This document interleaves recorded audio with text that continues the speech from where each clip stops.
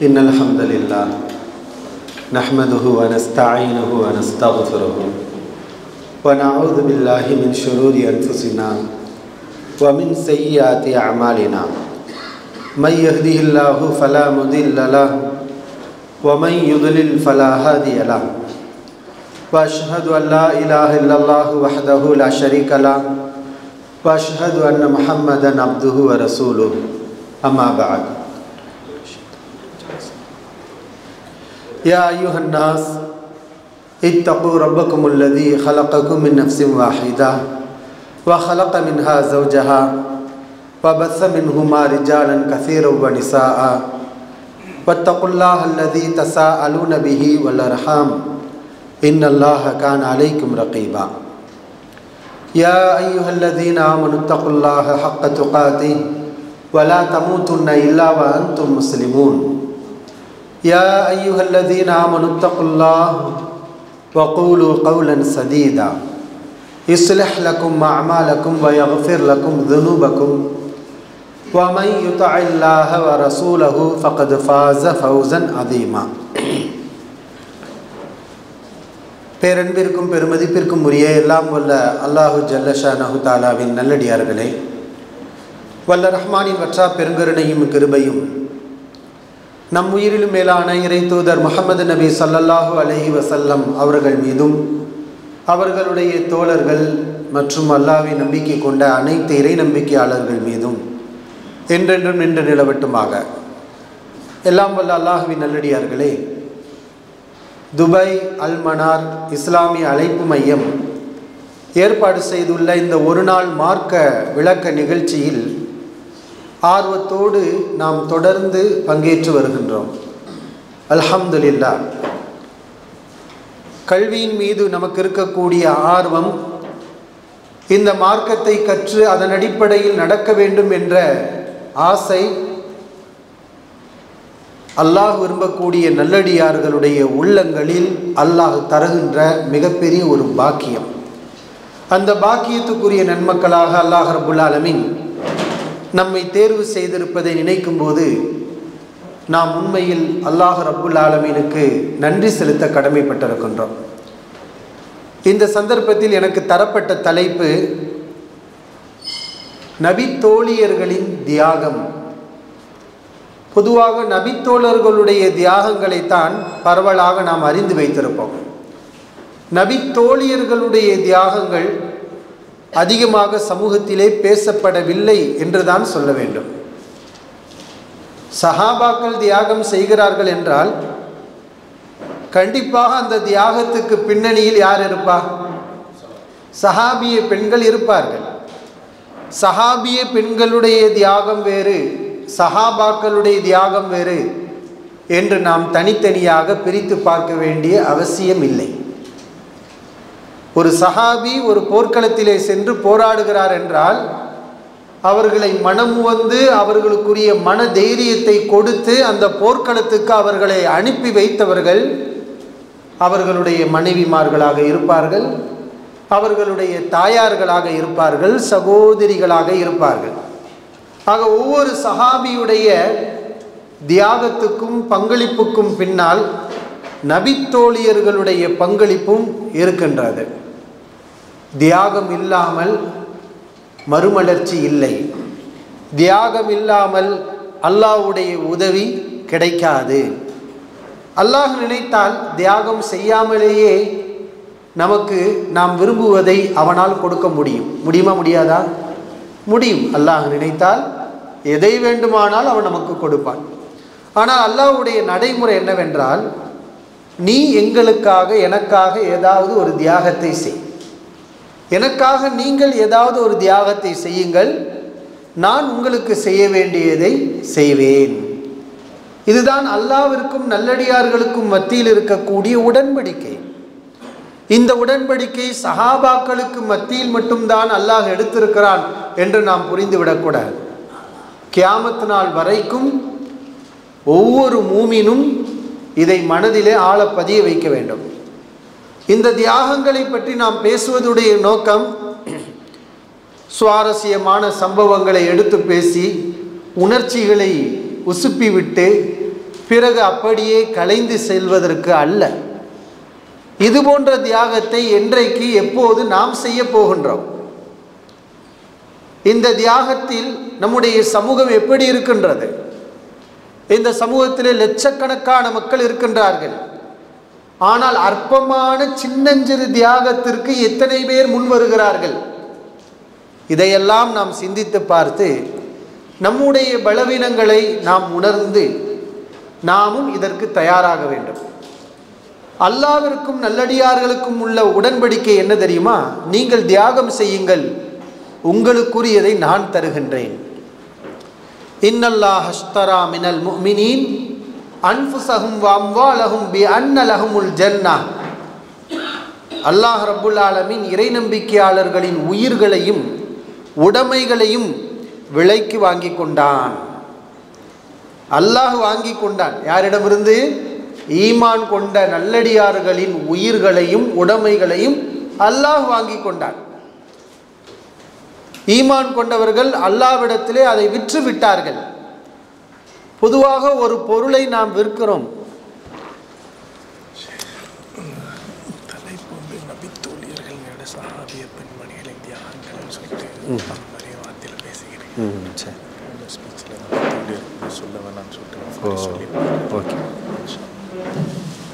அல்ஹம்துலில்லாஹ்,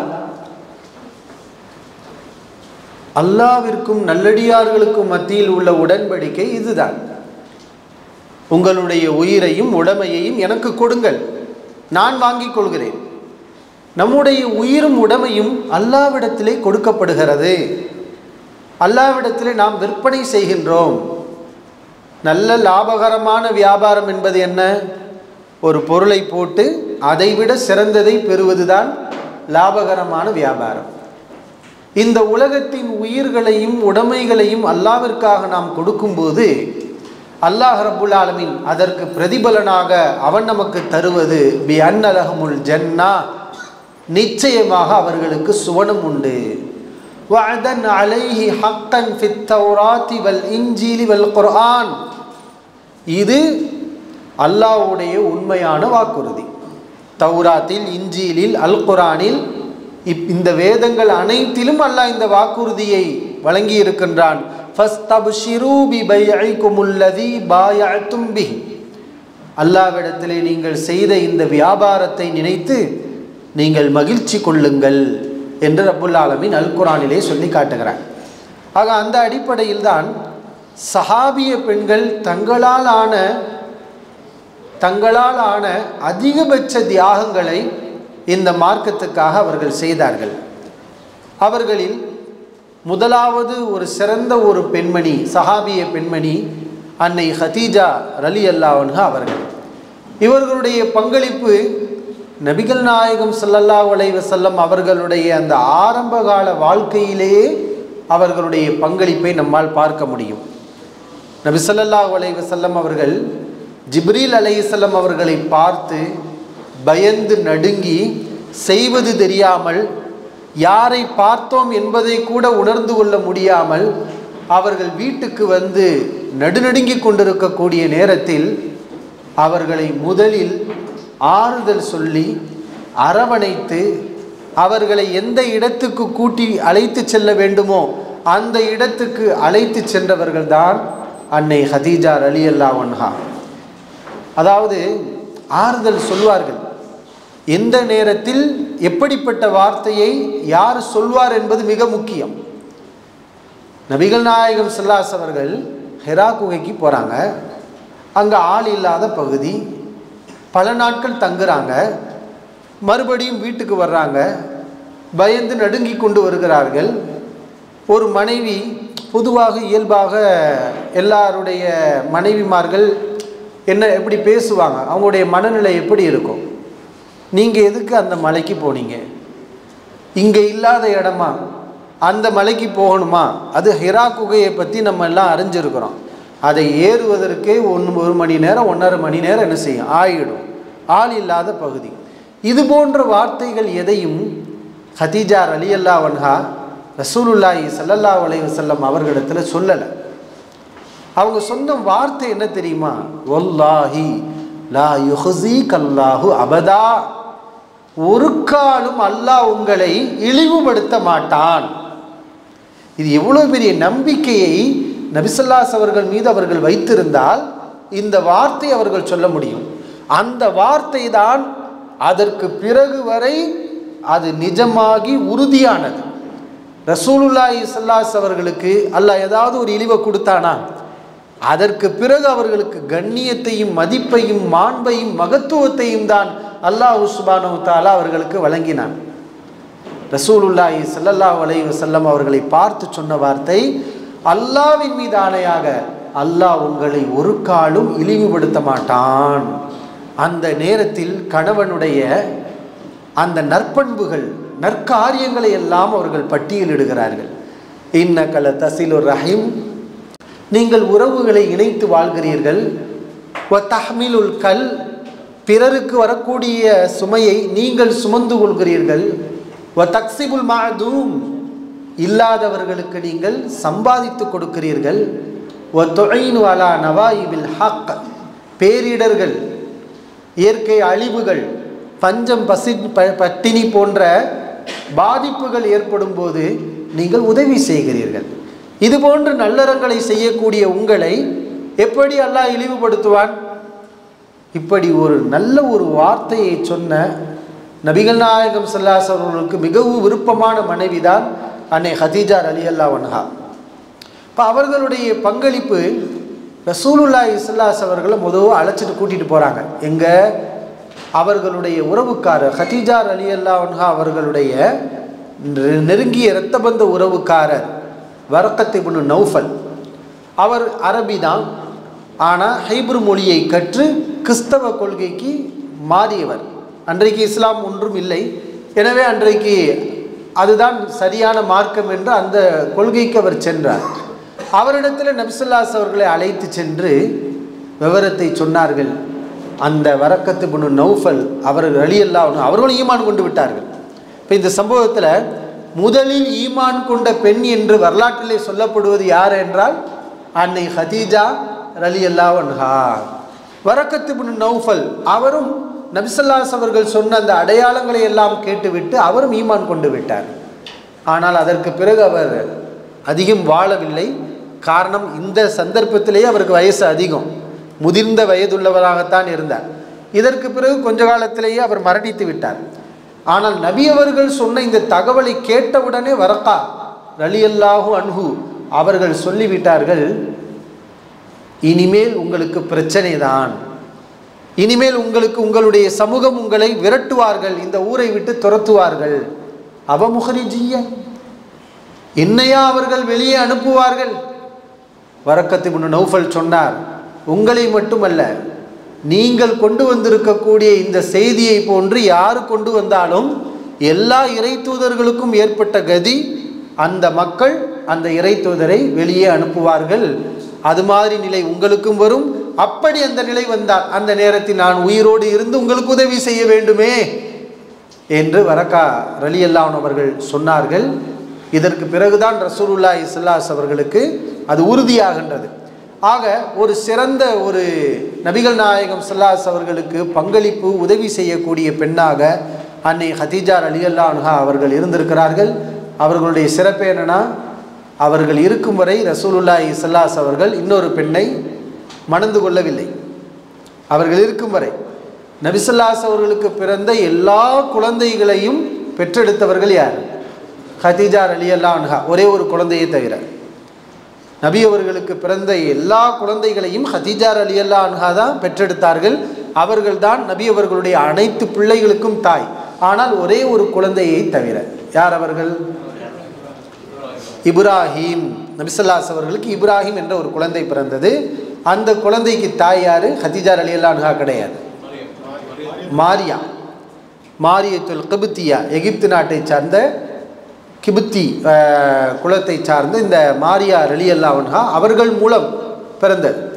அது அந்த எகிப்து மன்னர் நபி ஸல்லல்லாஹு அலைஹி அவர்களுக்கு மாரியா ரலியல்லாஹு அன்ஹா அவர்களை அன்பளிப்பாக வழங்கினார்கள்.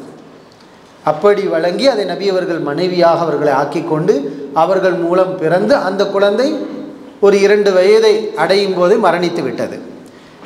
நபி ஸல்லல்லாஹு அலைஹி வஸல்லம் மற்ற எல்லா பிள்ளைகள், ஃபாத்திமா ரலியல்லாஹு அன்ஹா, ருக்கையா ரலியல்லாஹு அன்ஹா, உம்மு குல்சும் ரலியல்லாஹு அன்ஹா, பிறகு யாரோட ஜைனப் ரலியல்லாஹு அன்ஹா, இந்த 4 பெண் குழந்தைகள், அப்துல்லா ரலியல்லாஹு அன்ஹு, காசிம் ரலியல்லாஹு அன்ஹு, மொத்தம் 6. நபி ஸல்லல்லாஹு அலைஹி வஸல்லம் மொத்த குழந்தைகள் 7.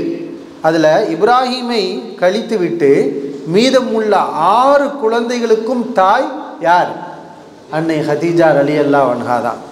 அவங்க மௌத்தா போனாலும் கூட ரசூலுல்லாஹி ஸல்லல்லாஹு அலைஹி அவர்கள் மற்ற மனைவிமார்கள்ட்ட யாரை தான் அதிகமாக பேசுவாங்க? ஹதீஜா ரலியல்லாஹு அன்ஹா அவங்கள பற்றி தான் பேசுவாங்க. அப்போ நிறைய பேருக்கு பொறாமை கூட வரும். நம்ம இளவயது மனைவியாக இருக்கிறோம், அதிகமாக இவர்கள் நம்மளை தானே பேசணும், எப்போ பார்த்தாலும் அந்த 40-50 வயசை தொட்ட ஹதீஜா ரலியல்லாஹு அன்ஹா அவங்கள பற்றி பேசிக்கிட்டே இருக்கிறாங்களேன்னு சொல்லி நிறைய பேர் அதை எதிர்த்து கேள்வி கூட கேட்டாங்க. அப்போதெல்லாம் நபி அவர்கள் சொன்ன பதில், ஹதீஜாவுடைய அந்த சிறப்பை நீங்கள் யாரும் என்ன செய்ய முடியாது, அடைய முடியாது. ஹதீஜா ரலியல்லாஹு அன்ஹா அவங்களுடைய உறவினர்கள் வந்தால் நபி ஸல்லல்லாஹு அலைஹி வஸல்லம் உள்ளத்திலே ஒரு மகிழ்ச்சி, ஒரு சந்தோஷம். இப்படி இந்த மார்க்கத்துக்காக மிகப்பெரிய ஒரு பங்களிப்பை செய்தவர்கள் தான் அன்னை ஹதீஜா ஹுவைலித் அவர்களுடைய மகள் அன்னை ஹதீஜா ரலியல்லாஹு அன்ஹா அவர்கள். இப்போ அதற்கு பிறகு நம்ம பார்க்க போகின்ற ஒரு சஹாபிய பெண்மணி யார் என்றால் சுமையா ரலியல்லாஹு அன்ஹா. சுமையா பின்த் ஹப்பாத், ஹப்பாத்துடைய மகள் சுமையா ரலியல்லாஹு அன்ஹா. இவர்கள் யார் என்றால் ஒரு அடிமை பெண் சுமையா ரலியல்லாஹு அன்ஹா. இவர்கள் அபு ஹுதைஃபா, குறைசி குலத்தை சார்ந்த அபு ஹுதைஃபா என்ற எஜமானுடைய அடிமையாக இவர்கள் இருந்தார்கள். இந்த அபு ஹுதைஃபாங்கிறவர் சுமையா ரலியல்லாஹு அன்ஹா அவர்களுக்கு யமன் நாட்டிலிருந்து வந்த யாசிர் இப்னு அம்மார், யாசிர் இப்னு ஆமிர் என்ற யமன் நாட்டு வாசியை அவர்களுக்கு மனமுடித்து கொடுக்கிறார்கள். யாசிர் ரலியல்லாஹு அவர்கள் அவர்களும் ஆரம்பத்து காலகட்டத்தில் ஈமான் கொண்டார்கள். சுமையா ரலியல்லாஹு அன்ஹா இவர்களும் ஆரம்ப காலகட்டத்திலேயே ஈமான் கொண்டார்கள். நபி ஸல்லல்லாஹு அலைஹி அவர்கள் இந்த நபித்துவத்தை சொல்லும் போதே ஈமான் கொண்டவர்கள். இவர்களுக்கு பிறந்த குழந்தை தான் அம்மார் ரலியல்லாஹு அன்ஹு, அம்மார் இப்னு யாசிர் என்று சொல்லப்படும்.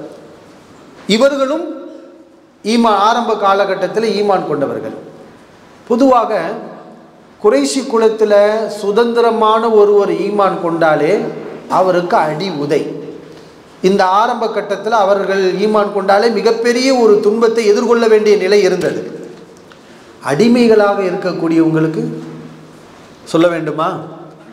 அப்படி அடிமையாக இருந்து அதிகம் துன்புறுத்தப்பட்ட ஒரு சஹாபியார் பிலால் ரலியல்லாஹு அன்ஹு. அந்த பிலால் ரலியல்லாஹு அன்ஹு அவர்களை அல்லாஹ்விற்காக இவர் துன்பப்படுகிறார் என்பதற்காக அவர்களை பணம் கொடுத்து விலைக்கு வாங்கி விடுதலை செய்த சஹாபியார் அபூபக்கர் சித்திக் ரலியல்லாஹு அன்ஹு அவர்கள். இப்போ சுமையா ரலியல்லாஹு அன்ஹா அடிமை பெண்ணாக இருக்கிறார்கள். அதனால் அவர்கள் மீது குறைசிகள் கை வைக்கிறார்கள், கொடுமை செய்கிறார்கள். நீங்கள் இஸ்லாத்தை ஏற்றுக்கொண்டீர்களா என்று சொல்லி இந்த குடும்பத்தையே துன்புறுத்துகிறார்கள். சுமையா ரலியல்லாஹு அன்ஹா மட்டுமல்ல, அவர்களுடைய கணவர் யாசிர் இப்னு அம்மார், அவர்களுடைய மகன் அம்மார் இப்னு யாசிர், இந்த மூவரையும் குறைசிகள் துன்புறுத்துகிறார்கள். நபிகள் நாயகம் ஸல்லல்லாஹு அலைஹி அவர்கள் இவர்கள் துன்புறுத்தும் காட்சியை பார்த்து கொண்டு கடந்து செல்வார்கள். அப்பொழுதெல்லாம் நபி அவர்கள் இந்த குடும்பத்தாருக்கு சொல்லக்கூடிய சுப செய்தி என்ன தெரியுமா? யா ஆல யாசிர், யாசிருடைய குடும்பத்தாரே சபரன், பொறுமையாக இருங்கள். ஃபஇன்ன மவ்இதகுமுல் ஜன்னah, நிச்சயமாக உங்களுக்கு வாக்களிக்கப்பட்டிருக்கிறது சொர்க்கம், உங்களுக்கு சொர்க்கம் வாக்களிக்கப்பட்டிருக்கிறது. அந்த சொர்க்கத்தை சொல்லித்தான் அல்லாஹ்வின் தூதர் ஸல்லல்லாஹு அலைஹி வஸல்லம் அவர்கள் இந்த பலவீனர்களுக்கு மிகப்பெரிய ஒரு ஆறுதலையும் தைரியத்தையும் கொடுத்தார்கள். இந்த துன்பத்தில் மிகவும் கொடூரமாக கொலை செய்யப்பட்டார்கள், ஷஹீதாக்கப்பட்டார்கள் சுமையா ரலியல்லாஹு அன்ஹா அவர்கள். அவர்களை கொலை செய்தவன் அபு ஜஹல் அவர்களுடைய முன்பகுதியில் கூர்மையான ஈட்டியை அவன் குத்தி அவர்களை கொடூரமான முறையில் கொலை செய்கிறான். காரணம், இதே ஈமான் கொண்ட ஒரு சுதந்திரமான ஒரு குறைசி குலத்தை சார்ந்த யாராவது ஈமான் கொண்டிருந்தால் இப்படி அவனால் செய்ய முடியுமா என்றால் செய்ய முடியாது. எத்தனையோ குறைசிகள் ஈமான் கொண்டிருந்தார்கள். அபூபக்கர் சித்திக் ரலியல்லாஹு அன்ஹு ஈமான் கொண்டிருந்தார்கள். அவர்களை அபூஜஹல் இப்படி செய்ய முடிந்ததா? செய்ய முடியவில்லை. காரணம், அவரை தொட்டால் அவருடைய குடும்பம் வரும். அதனால் சின்ன சின்ன அடிகளை தந்தார்கள். ஆனால் பெரிய இது மாதிரியான கொடூரங்களை அவர்கள் நிகழ்த்தவில்லை. ஆனால் அவர்களுடைய இந்த கொடூரங்கள் எல்லாம் யார் விஷயத்தில் அரங்கேறியது என்றால், இது போன்ற அடிமைகள், அடித்தால் கேட்க யாரும் இல்லை, நாதி இல்லை என்று நினைத்து கொண்டு அபூஜஹல் போன்றவர்கள் இந்த மாதிரியான அக்கிரமங்களை செய்தார்கள். அபூஜஹலுக்கு அபூஜஹல் என்று பெயர் வந்ததே இவர்களுடைய இந்த சம்பவத்தை ஒட்டித்தான்.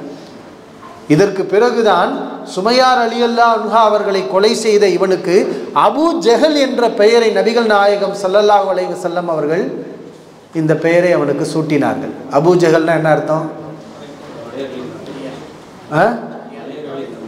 மடையர்களின் தந்தையா?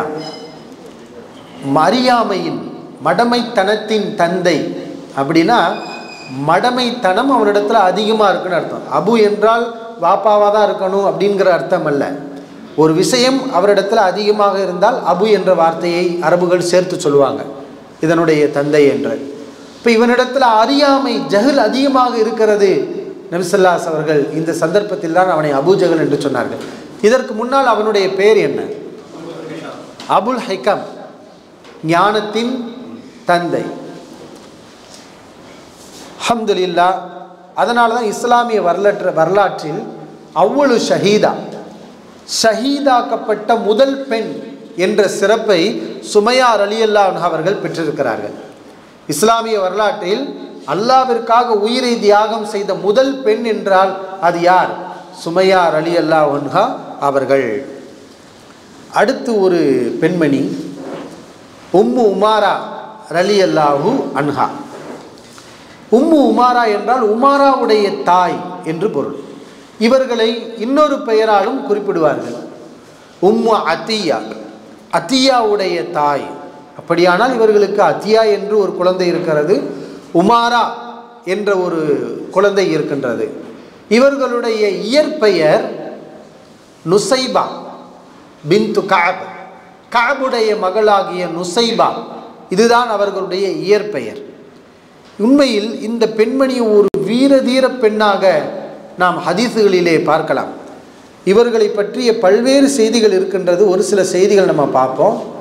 இவர்களுடைய தனிச்சிறப்பு, நபிகள் நாயகம் ஸல்லல்லாஹு அலைஹி அவர்கள் இஸ்லாமிய வரலாற்றிலே ஒரு பெரிய மறுமலர்ச்சிக்கு வித்திட்ட உடன்படிக்கை என்றால் அது அகபாவுடைய உடன்படிக்கை. இந்த அகபாவுடைய உடன்படிக்கை பிறகுதான் நபித்தோழர்கள் மதீனாவிற்கு ஹிஜ்ரத் செய்கிறார்கள். பிறகு வெற்றி வருகின்றது, மாற்றங்கள் ஏற்படுகிறது. இந்த உடன்படிக்கை, இந்த அகபாவுடைய உடன்படிக்கை எப்பொழுது நடைபெற்றது? நபிகள் நாயகம் ஸல்லல்லாஹு அலைஹி அவர்கள் மக்காவில் இருக்கும்போது மதீனாவிலிருந்து ஹஜ்ஜு உம்ரா செய்வதற்காக சஹாபாக்கள், அன்றைக்கு முஸ்லீமாக வரல, மதீனாவாசிகள் மக்காவிற்கு வருகின்றார்கள். அப்படி வந்தவர்களை நபி ஸல்லல்லாஹு அலைஹி அவர்கள் தனிப்பட்ட முறையில் சென்று சந்தித்து, நான் அல்லாஹ்வுடைய தூதராக இருக்கிறேன், எனக்கு நீங்கள் கட்டுப்படுவீர்களா, ஈமான் கொள்வீர்களா என்று உடன்படிக்கை எடுத்தார்கள்.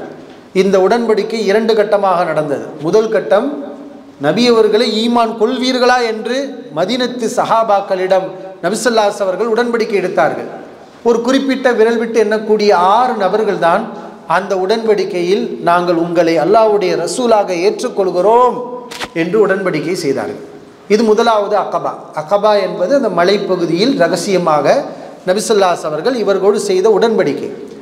இதற்கு பிறகு அடுத்த வருடம் இந்த உடன்படிக்கையில் எடுத்தவர்கள் மதீனாவாசிகள் இன்னும் சில மதீனாவாசிகளையும் அழைத்து கொண்டு நபி ஸல்லல்லாஹு அலைஹி அவர்களிடத்தில் அடுத்த உடன்படிக்கைக்கு தயாராகிறார்கள். அதுவும் இதே அகபா உடன்படிக்கை, 2வது அகபா உடன்படிக்கை என்று சொல்லப்படுகிறது. அந்த உடன்படிக்கையில் இன்னும் கூடுதலான விஷயங்கள் இடம்பெறுகிறது. நான் உங்களிடத்திலே ஹிஜ்ரத் செய்து வந்தால், என்னுடைய மக்காவை விட்டு மதீனாவுக்கு உங்களிடம் நான் வந்தால் என்னை நீங்கள் பாதுகாப்பீர்களா உங்கள் உயிரை கொடுத்து உடைமையை கொடுத்து எனக்கு நீங்கள் உறுதுணையாக இருப்பீர்களா என்று நபி ஸல்லல்லாஹு அலைஹி அவர்கள் அந்த சஹாபாக்களிடத்தில் உடன்படிக்கை எடுத்தாங்க. இப்போ இந்த உடன்படிக்கையில் பரவலாக, அதாவது இந்த உடன்படிக்கையில் கலந்து கொள்வதே ஒரு மிகப்பெரிய ஒரு சிறப்பு, சாதாரண சிறப்பு அல்ல. ஏன்னா இஸ்லாத்துடைய வளர்ச்சியின் ஆரம்பம். அந்த உடன்படிக்கையில் பங்கேற்றவர்கள் நுசைபா ரலியல்லாஹு அன்ஹா அவர்களும் ரசூலுல்லாஹி ஸல்லல்லாஹு அலைஹி அவர்களிடத்திலே இந்த உடன்படிக்கையில் கலந்து கொண்டு பைஅத் செய்தார்கள் என்று வரலாற்றிலே சொல்லப்படுகிறது. இவர்களுடைய இந்த குடும்பத்தினுடைய பங்களிப்பை பாருங்களேன். உஹது போர்க்களத்தில் இந்த பெண்மணி, இவர்களுடைய கணவர் உஸையா அவரும் அவர்களுடைய 2 மகன்களும் இந்த உஹது போர்க்களத்திலே கலந்து கொள்கிறார்கள். அப்படியானால் இது எப்படிப்பட்ட ஒரு குடும்பம்? கணவன், மனைவி, பிள்ளைகள் எல்லோரும் இந்த போர்க்களத்திலே கலந்து கொள்கிறார்கள். உஹது போர்க்களம் என்பது முஸ்லிம்களுக்கு மிகப்பெரிய முசீபத் ஏற்பட்ட போர்க்களம், மிகப்பெரிய துன்பம். பெரிய துன்பத்தை இப்போதுதான் முஸ்லிம்கள் முதலில் அவர்கள் கண்டார்கள். அப்படிப்பட்ட போர்க்களத்தில் அவர்கள் கலந்து கொண்டு, பெண்களுடைய பங்களிப்பு என்ன? இந்த மாதிரி போர்க்களத்தில் கலந்து கொண்டாங்கன்னு சொல்லும்போது ஒரு கேள்வி வரும். பெண்களுக்கு போர்க்களத்தில் என்ன வேலை? அவர்கள் வாளேந்தி ஆயுதம் ஏந்தலாமா? எதிரிகளை வாள் ஏந்தி வெட்டலாமா? அனுமதியான்னு கேட்டால் அனுமதி இல்லை. ஆனால் பெண்கள் அதிகமாக உஹது போர்க்களத்திலே கலந்து கொண்டார்கள், சஹாபிய பெண்கள். என்ன காரணம் என்றால், இந்த போரில் கலந்து கொள்ளக்கூடிய இஸ்லாமிய வீரர்களுக்கு தேவையான உதவிகளை செய்வதற்காக கலந்து கொண்டார்கள். தண்ணீரை எடுத்து கொண்டு வந்து தருவார்கள். அந்த போர்க்களத்திலே யாராவது காயப்பட்டால், ஒருவர் கை வெட்டு விழுந்து கீழே கிடப்பார், காலில் வெட்டு விழுந்து கீழே கிடப்பார். இப்படி யாராவது ஒருவர் காயப்பட்டு விட்டால் அவர்களை தூக்கி வந்து அவர்களுடைய காயங்களுக்கு மருந்து போட்டு அவர்களுக்கு தண்ணீர் கொடுத்து இது மாதிரியான உதவிகளை எல்லாம் செய்து கொண்டிருந்தார்கள் சஹாபிய பெண்கள். அப்படிப்பட்ட இந்த பணியை செய்தவர்களில் ஒருவர் தான் நுசைபா ரலியல்லாஹு அன்ஹா அவர்கள். மிகவும் அரிதாக, ஏன்னா போர்க்கள செய்திகளில் நம்ம பார்க்குறோம்ல, எப்பொழுதாவது ரசூலுல்லாஹி ஸல்லல்லாஹு அலைஹி அவர்களை விட்டு யாராவது ஓடினா, பின்வாங்கி ஓடுனா, நபியோருடன் நின்று சண்டை போட்டுட்டு பிறகு பின்வாங்கி ஓடுவாங்கல்ல, அப்படி ஓடியவர்களை இந்த சஹாபிய பெண்கள் அடித்து விரட்டி விட்டிருக்கிறார்கள் என்ற செய்தியையும் நாம் வரலாற்றில் பார்க்கிறோம். ஏன் ரசூலா விட்டு ஓடி வர்றீங்க, போய் சண்டை போடுங்க அப்படின்னு சொல்லி அந்த அளவுக்கு வீரமிக்கவர்களாக, நபி அவர்களை விட்டுட்டு ஓடி வரக்கூடாது என்று பின்வாங்கி ஓடி வரக்கூடியவர்களை திருப்பி அனுப்பக்கூடியவர்களாகவும் சஹாபிய பெண்கள் இருந்திருக்கிறார். இதுவும் அவர்களுடைய பங்களிப்பாக இருந்திருக்கின்றது. இப்போ இங்கே ஒரு வீர தீர செயல் நுசைபா ரலியல்லாஹு அன்ஹா அவர்களிடத்தில் நம்மால் பார்க்க முடிகிறது.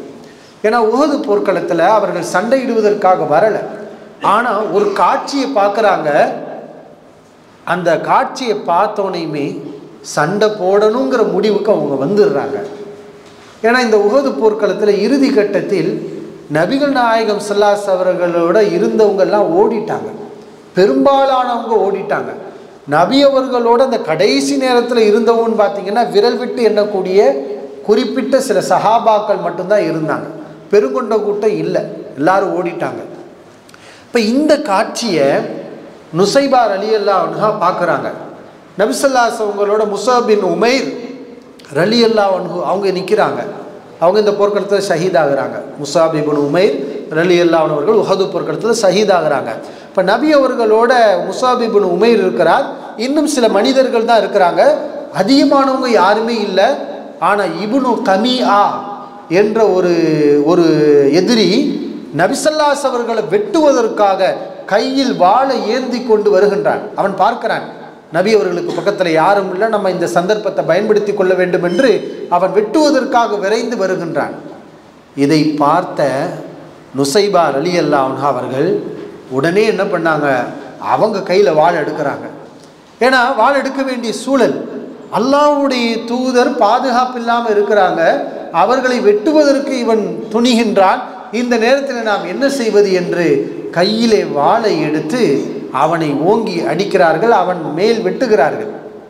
ஆனால் அவனுக்கு எந்த பாதிப்பும் வரவில்லை. காரணம், அவன் உள்ளே அந்த உருக்கு சட்டை, கவசம், போர்க்கவச ஆடையை அணிந்திருக்கின்றான், அவனுக்கு எந்த பாதிப்பும் வரவில்லை. அவன் பதிலுக்கு உம்மு உமாரா நுசைபா ரலியல்லாஹு அன்ஹா அவர்களுடைய கழுத்திலே கத்தியால் அவன் குத்துகிறான். ஆழமாக அவருடைய கழுத்திலே அது பதிகிறது.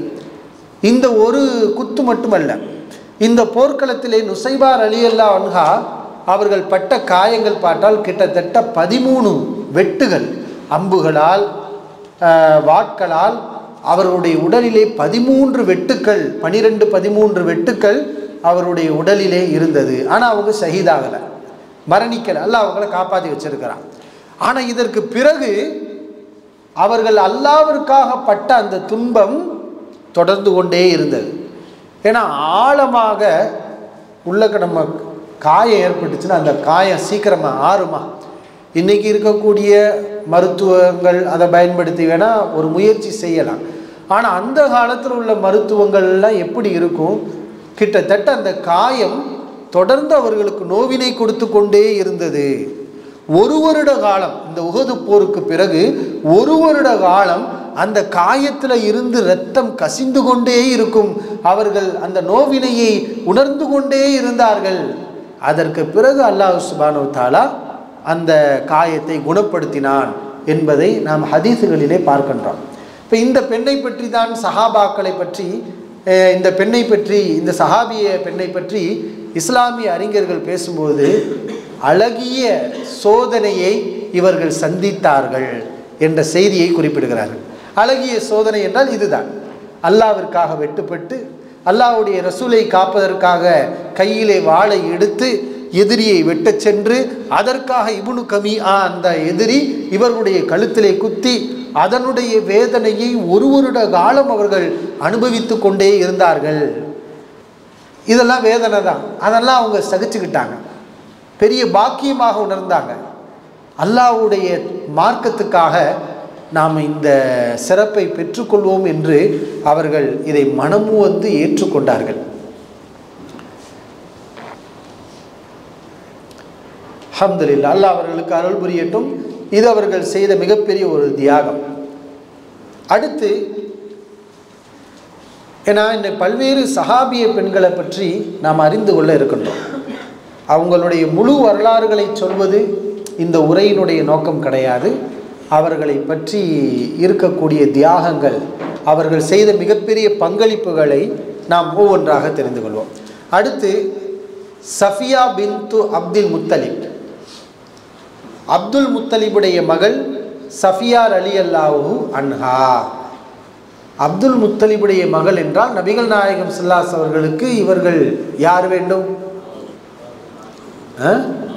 மாமி. சஃபியா என்று பெயரில் நபி ஸல்லல்லாஹு அலைஹி அவர்களுக்கு ஒரு மனைவியும் உண்டு. யார் அவங்க? சஃபியா பின்து ஹுயை. ஹுயையுடைய மகள் சஃபியா. அவர்கள் யார்? ஹுயை என்றால் யார் அவர்? அந்த ஹுயை தெரிந்தவர்கள் சொல்லலாம். அவர் வந்து ஒரு யூதர். சஃபியா ரலியல்லாஹு அன்ஹா அவங்களும் என்னது, யூத இனத்தை சார்ந்தவர்களாகத்தான் இருந்தார்கள். போரிலே அவர்கள் வெற்றி கொள்ளப்பட்டு ரசூலுல்லாஹி ஸல்லல்லாஹு அலைஹி அவர்களுக்கு மனைவியாக அவர்கள் கிடைத்தார்கள். பிறகு நபி அவர்களை முழுமையாக ஈமான் கொண்ட சிறந்த ஒரு மனைவியாக அவர்கள் இருந்தார்கள். மட்டுமல்ல, ஒரு வீர பெண்ணாகவும் அவர்கள் இருந்திருக்கின்றார்கள். ஆனால் இங்கே நம்ம பார்க்கக்கூடியது, அவர்கள் நபி ஸல்லல்லாஹு அலைஹி வஸல்லுடைய மாமி சஃபியா ரலியல்லாஹு அன்ஹா, அப்துல் முத்தலிபுடைய மகள். இவர்களுடைய மகன் ஜுபைர் ரலியல்லாஹு அன்ஹு, சுபைர் ரலியல்லாஹு அன்ஹு அவர்கள். இவர்களுடைய பங்களிப்பு இஸ்லாமிய வரலாற்றிலே அதிகம் சொல்லப்பட்டிருக்கின்றது. உஹது போர்க்களத்திலே இவர்களை பாதிக்கக்கூடிய ஒரு மிகப்பெரிய ஒரு சம்பவம் நடைபெறுகிறது. உஹது போர்க்களத்தில் பல்வேறு சிறந்த சஹாபாக்கள் ஷஹீதாக்கப்பட்டார்கள். யார்? முஸஅப் இப்னு உமைர், ஹம்ஸா ரலியல்லாஹு அன்ஹு. ஹம்ஸா இவர்கள் யார் என்றால் சஃபியா ரலியல்லாஹு அன்ஹா அவர்களுடைய சகோதரர், கூட பிறந்த சகோதரர். நபிகள் நாயகம் ஸல்லல்லாஹு அலைஹி அவர்களுடைய சாச்சா, சிறிய தந்தை ஹம்ஸா ரலியல்லாஹு அன்ஹு அவர்கள். அவர்கள் இந்த அவர்கள் அசதுல்லா, அல்லாஹ்வுடைய சிங்கம் என்று சொல்லப்பட்டவர்கள், எதிரிகளுக்கு மிகப்பெரிய சிம்ம சொப்பனமாக இருந்தவர்கள். அப்படிப்பட்ட ஹம்சா ரலியல்லாஹு அன்ஹு அவர்கள் மிக கொடூரமான முறையில் கொலை செய்யப்பட்டார்கள் இந்த போர்க்களத்திலே. கொடூரமான முறை என்றால், பொதுவாக போர்க்களத்திலே எதிரியை வெட்டிவிட்டால் அவ்வளவுதான், அவன் இறந்து விட்டால் சென்று விட வேண்டும். ஆனால் கடுமையான கோபமும் ஆத்திரமும் கல் நெஞ்சக்காரர்களாக இருக்கக்கூடிய இந்த எதிரிகள் இறந்தால் கூட விடமாட்டார்கள். இறந்ததற்கு பிறகும் அவர்களுடைய உடல் மீது தனக்கு இருக்கக்கூடிய ஆத்திரத்தை தீர்த்து கொள்வார்கள். அப்படி ஹம்சா ரலியல்லாஹு அன்ஹு அவருடைய உடல் அவர்கள் இறந்த பிறகும் கூட அவர்கள் உடல் கிழிக்கப்பட்டு எதிரிகளால் பல கூறுகளாக ஆக்கப்பட்டது. இப்போ இதெல்லாம் நம்ம வெளிப்படையாக பார்க்கும்போது நமக்கு ஒரு பெரிய துன்பம் மாதிரி தெரியும். ஒரு சிறந்த ஒரு சஹாபி இப்படி ஆயிட்டார். ஆனால் இது எல்லாமே அவங்களுக்கு தரஜா தான்.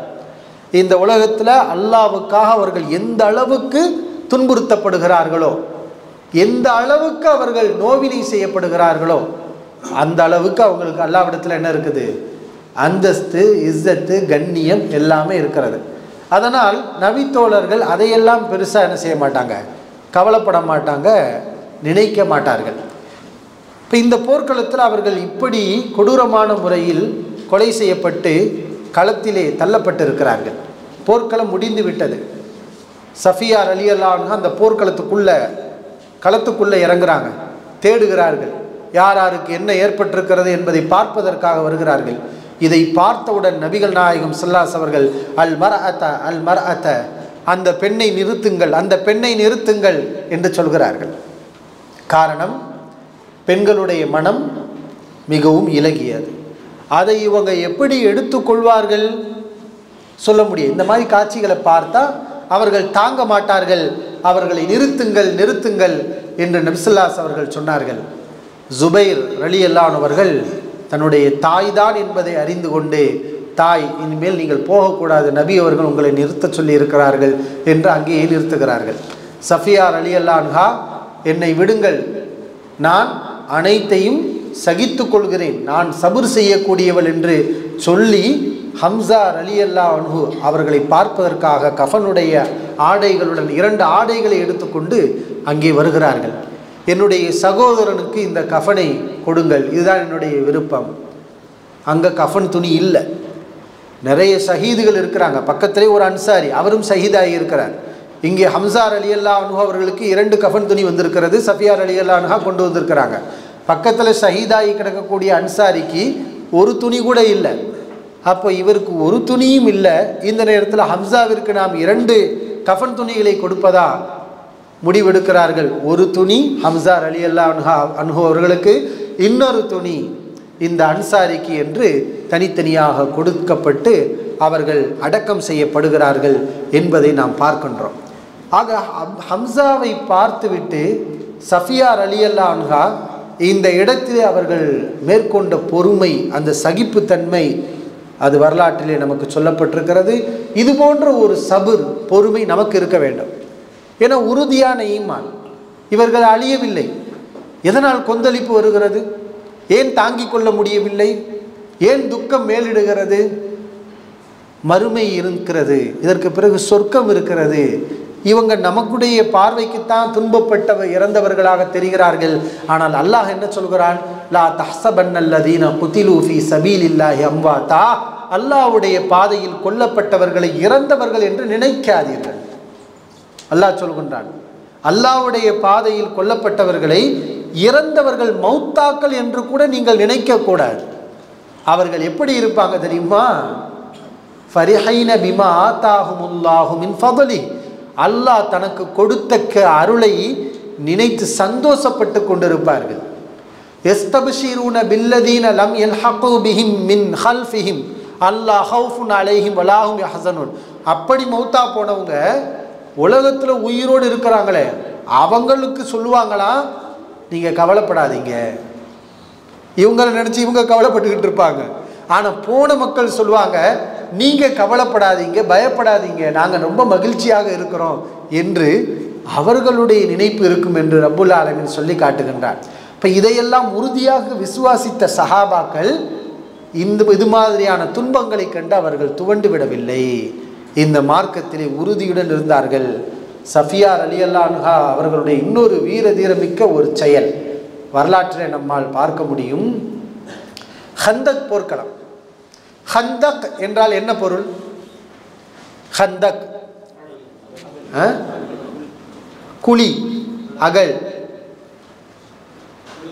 ஏன் இந்த போர்க்களத்துக்கு குழி போர், அகழ் போர் என்று சொல்லப்படுகிறது என்றால், எதிரிகள் அதிக அளவில் இருந்தாங்க, முஸ்லிம்கள் மிகவும் குறைவாக இருந்தாங்க, பலவீனமாக இருந்தாங்க.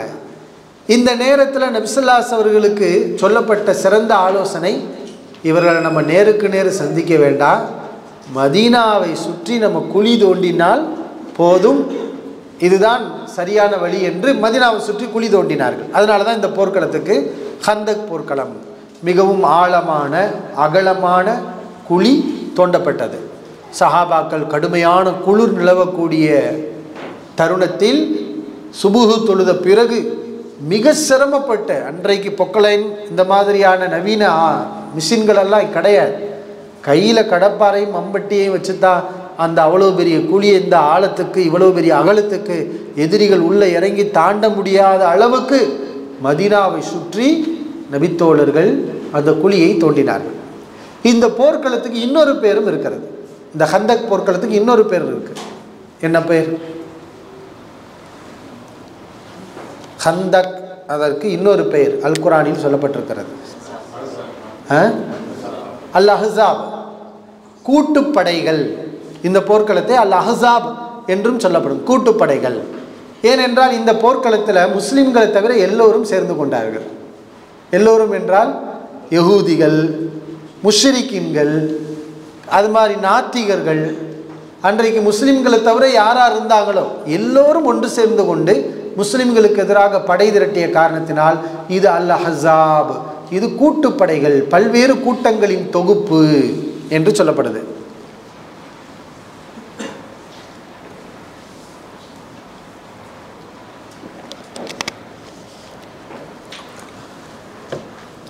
இந்த போர்க்களத்தின் போது நபிகள் நாயகம் ஸல்லல்லாஹு அலைஹி வஸல்லம் பெண்களை என்ன பண்ணுறாங்க, ஒரு உயரமான ஒரு இடத்துல பாதுகாப்பாக பெண்களை நபி ஸல்லல்லாஹு அலைஹி அவர்கள் அமர்த்துகிறார்கள். அமர்த்தி விட்டு எதிரிகள் என்ன செய்கிறார்கள் என்று நபி ஸல்லல்லாஹு அலைஹி வஸல்லம் அந்த வேலைகளில் ஈடுபட்டு கொண்டிருக்கிறார்கள். இந்த நேரத்தில் ஒரு யூதன், ஒரு யகூதி என்ன செய்கிறான், அந்த பெண்களுடைய பகுதிக்குள்ளே புகுந்து நம்ம அவர்களையும் ஏன் சும்மா விடணும், ஏதாவது நம்மளால் முடிஞ்ச பாதிப்புகளை பெண்களுக்கும் கொடுப்போம், அவர்களுடைய மூளை அப்படியெல்லாம் வேலை செய்யும், அப்படிப்பட்டவர்கள் தான் அவர்கள். இப்போ இந்த பகுதிக்குள்ளே உள்ளக்க நுழைவுன்னு சொல்லி ஒரு யகூதி என்ன செய்கிறான், அந்த பெண்கள் பகுதிகள், சஹாபிய பெண்கள் இருக்கக்கூடிய பகுதிகளுக்குள்ளே அவன் நுழைகிறான். இவன் நுழைந்தவுடன் சஃபியா ரலியல்லாஹு அன்ஹா கண்டுபிடிச்சிட்டாங்க, இவன் உள்ளக்க வர்றாங்கிறது தெரியுது. நபி ஸல்லல்லாஹு அலைஹி வஸல்லம் அந்த இடத்துல பாதுகாப்புக்கு இந்த கண் தெரியாத சஹாபி ஹஸ்ஸான் ரலியல்லாஹு அன்ஹு அவங்களையும் அந்த இடத்துல விட்டுருக்குறாங்க. சஃபியா ரலியல்லாஹு அன்ஹா ஹஸ்ஸான்கிட்ட சொல்கிறாங்க, அந்த வாளை எடுத்து அவன் தலையில் ஒரு போடுங்க. ஹஸ்ஸான், அப்படி போடுறதா இருந்தால் நான் ரசூல்லாவோடு இருந்திருப்பேன், நான் ஏன் உங்களோட நிற்கிறேன், எனக்கு கண்ணு தெரியலை, அதை செய்ய முடியாதுன்னு சொல்லி தான் ரசூல் ஸல்லல்லாஹு அலைஹி வஸல்லம் இங்கே நிப்பாட்டியிருக்காங்க. இங்கேயும் வந்து வாள் எடுத்து அவன் தலையில் போடுன்னு சொன்னால் அது எப்படி எனக்கு முடியும், என்னால் அது முடியாதுன்னு சொல்லிட்டாங்க. சஃபியா ரலியல்லாஹு அன்ஹா பார்த்தாங்க, நம்மளே வாளை தூக்கிறோன்னு சொல்லி வாளை எடுத்து ஒரு வெட்டு தான், அவன் தலை துண்டாக போயிடுச்சு. இப்போ எவ்வளோ வீரமுள்ள பெண்ணாக இருந்திருக்காங்கன்னு பாருங்கள். வாளை முதல் தடவை எடுக்கிறாங்க, அதாவது அந்த நேரம் அந்த ஈமானிய உறுதி, இப்போ நாம் பெண்களை பாதுகாக்கணும், இவன் கதையை முடிக்கணும், அதுக்கு என்ன செய்கிறது, வாளை எடுத்து அவன் தலையை வெட்டிட்டாங்க. அதுக்கப்புறம் அவங்களுடைய மூளை எந்த அளவுக்கு யோசிக்குதுன்னு பாருங்கள். அந்த அந்த அவர்கள் இருக்கக்கூடிய இந்த பகுதியை சுற்றி நிறைய யகூதிகள் குழும்பி இருக்கிறாங்க. அந்த யகூதிகள் பெண்கள் என்ன பண்ணுறாங்கன்னு உளவு பார்க்குறதுக்காகத்தான் இவன் ஒரு ஆளை உள்ளக்க அனுப்பியிருக்கிறாங்க. சஃபியா ரலியல்லாஹு அன்ஹா அவன் தலையை வெட்டி ஹஸ்ஸான்கிட்ட சொன்னாங்க, ஹஸ்ஸானே, இவன் காதை பிடிச்சி இந்த தலையை தூக்கி எறிங்க, அந்த யூதர்களிடத்தில் இந்த தலையை நீங்கள் தூக்கி எறியுங்கள். ஹஸ்ஸான் ரலியல்லாஹு அன்ஹு அது எனக்கு முடியாது, நான் அங்கிட்டு எரிபுற வேற எங்கிட்டாவது எரிஞ்சிட்டா என்ன செய்ய, அது முடியாது என்று சொல்லிவிட்டார்கள்.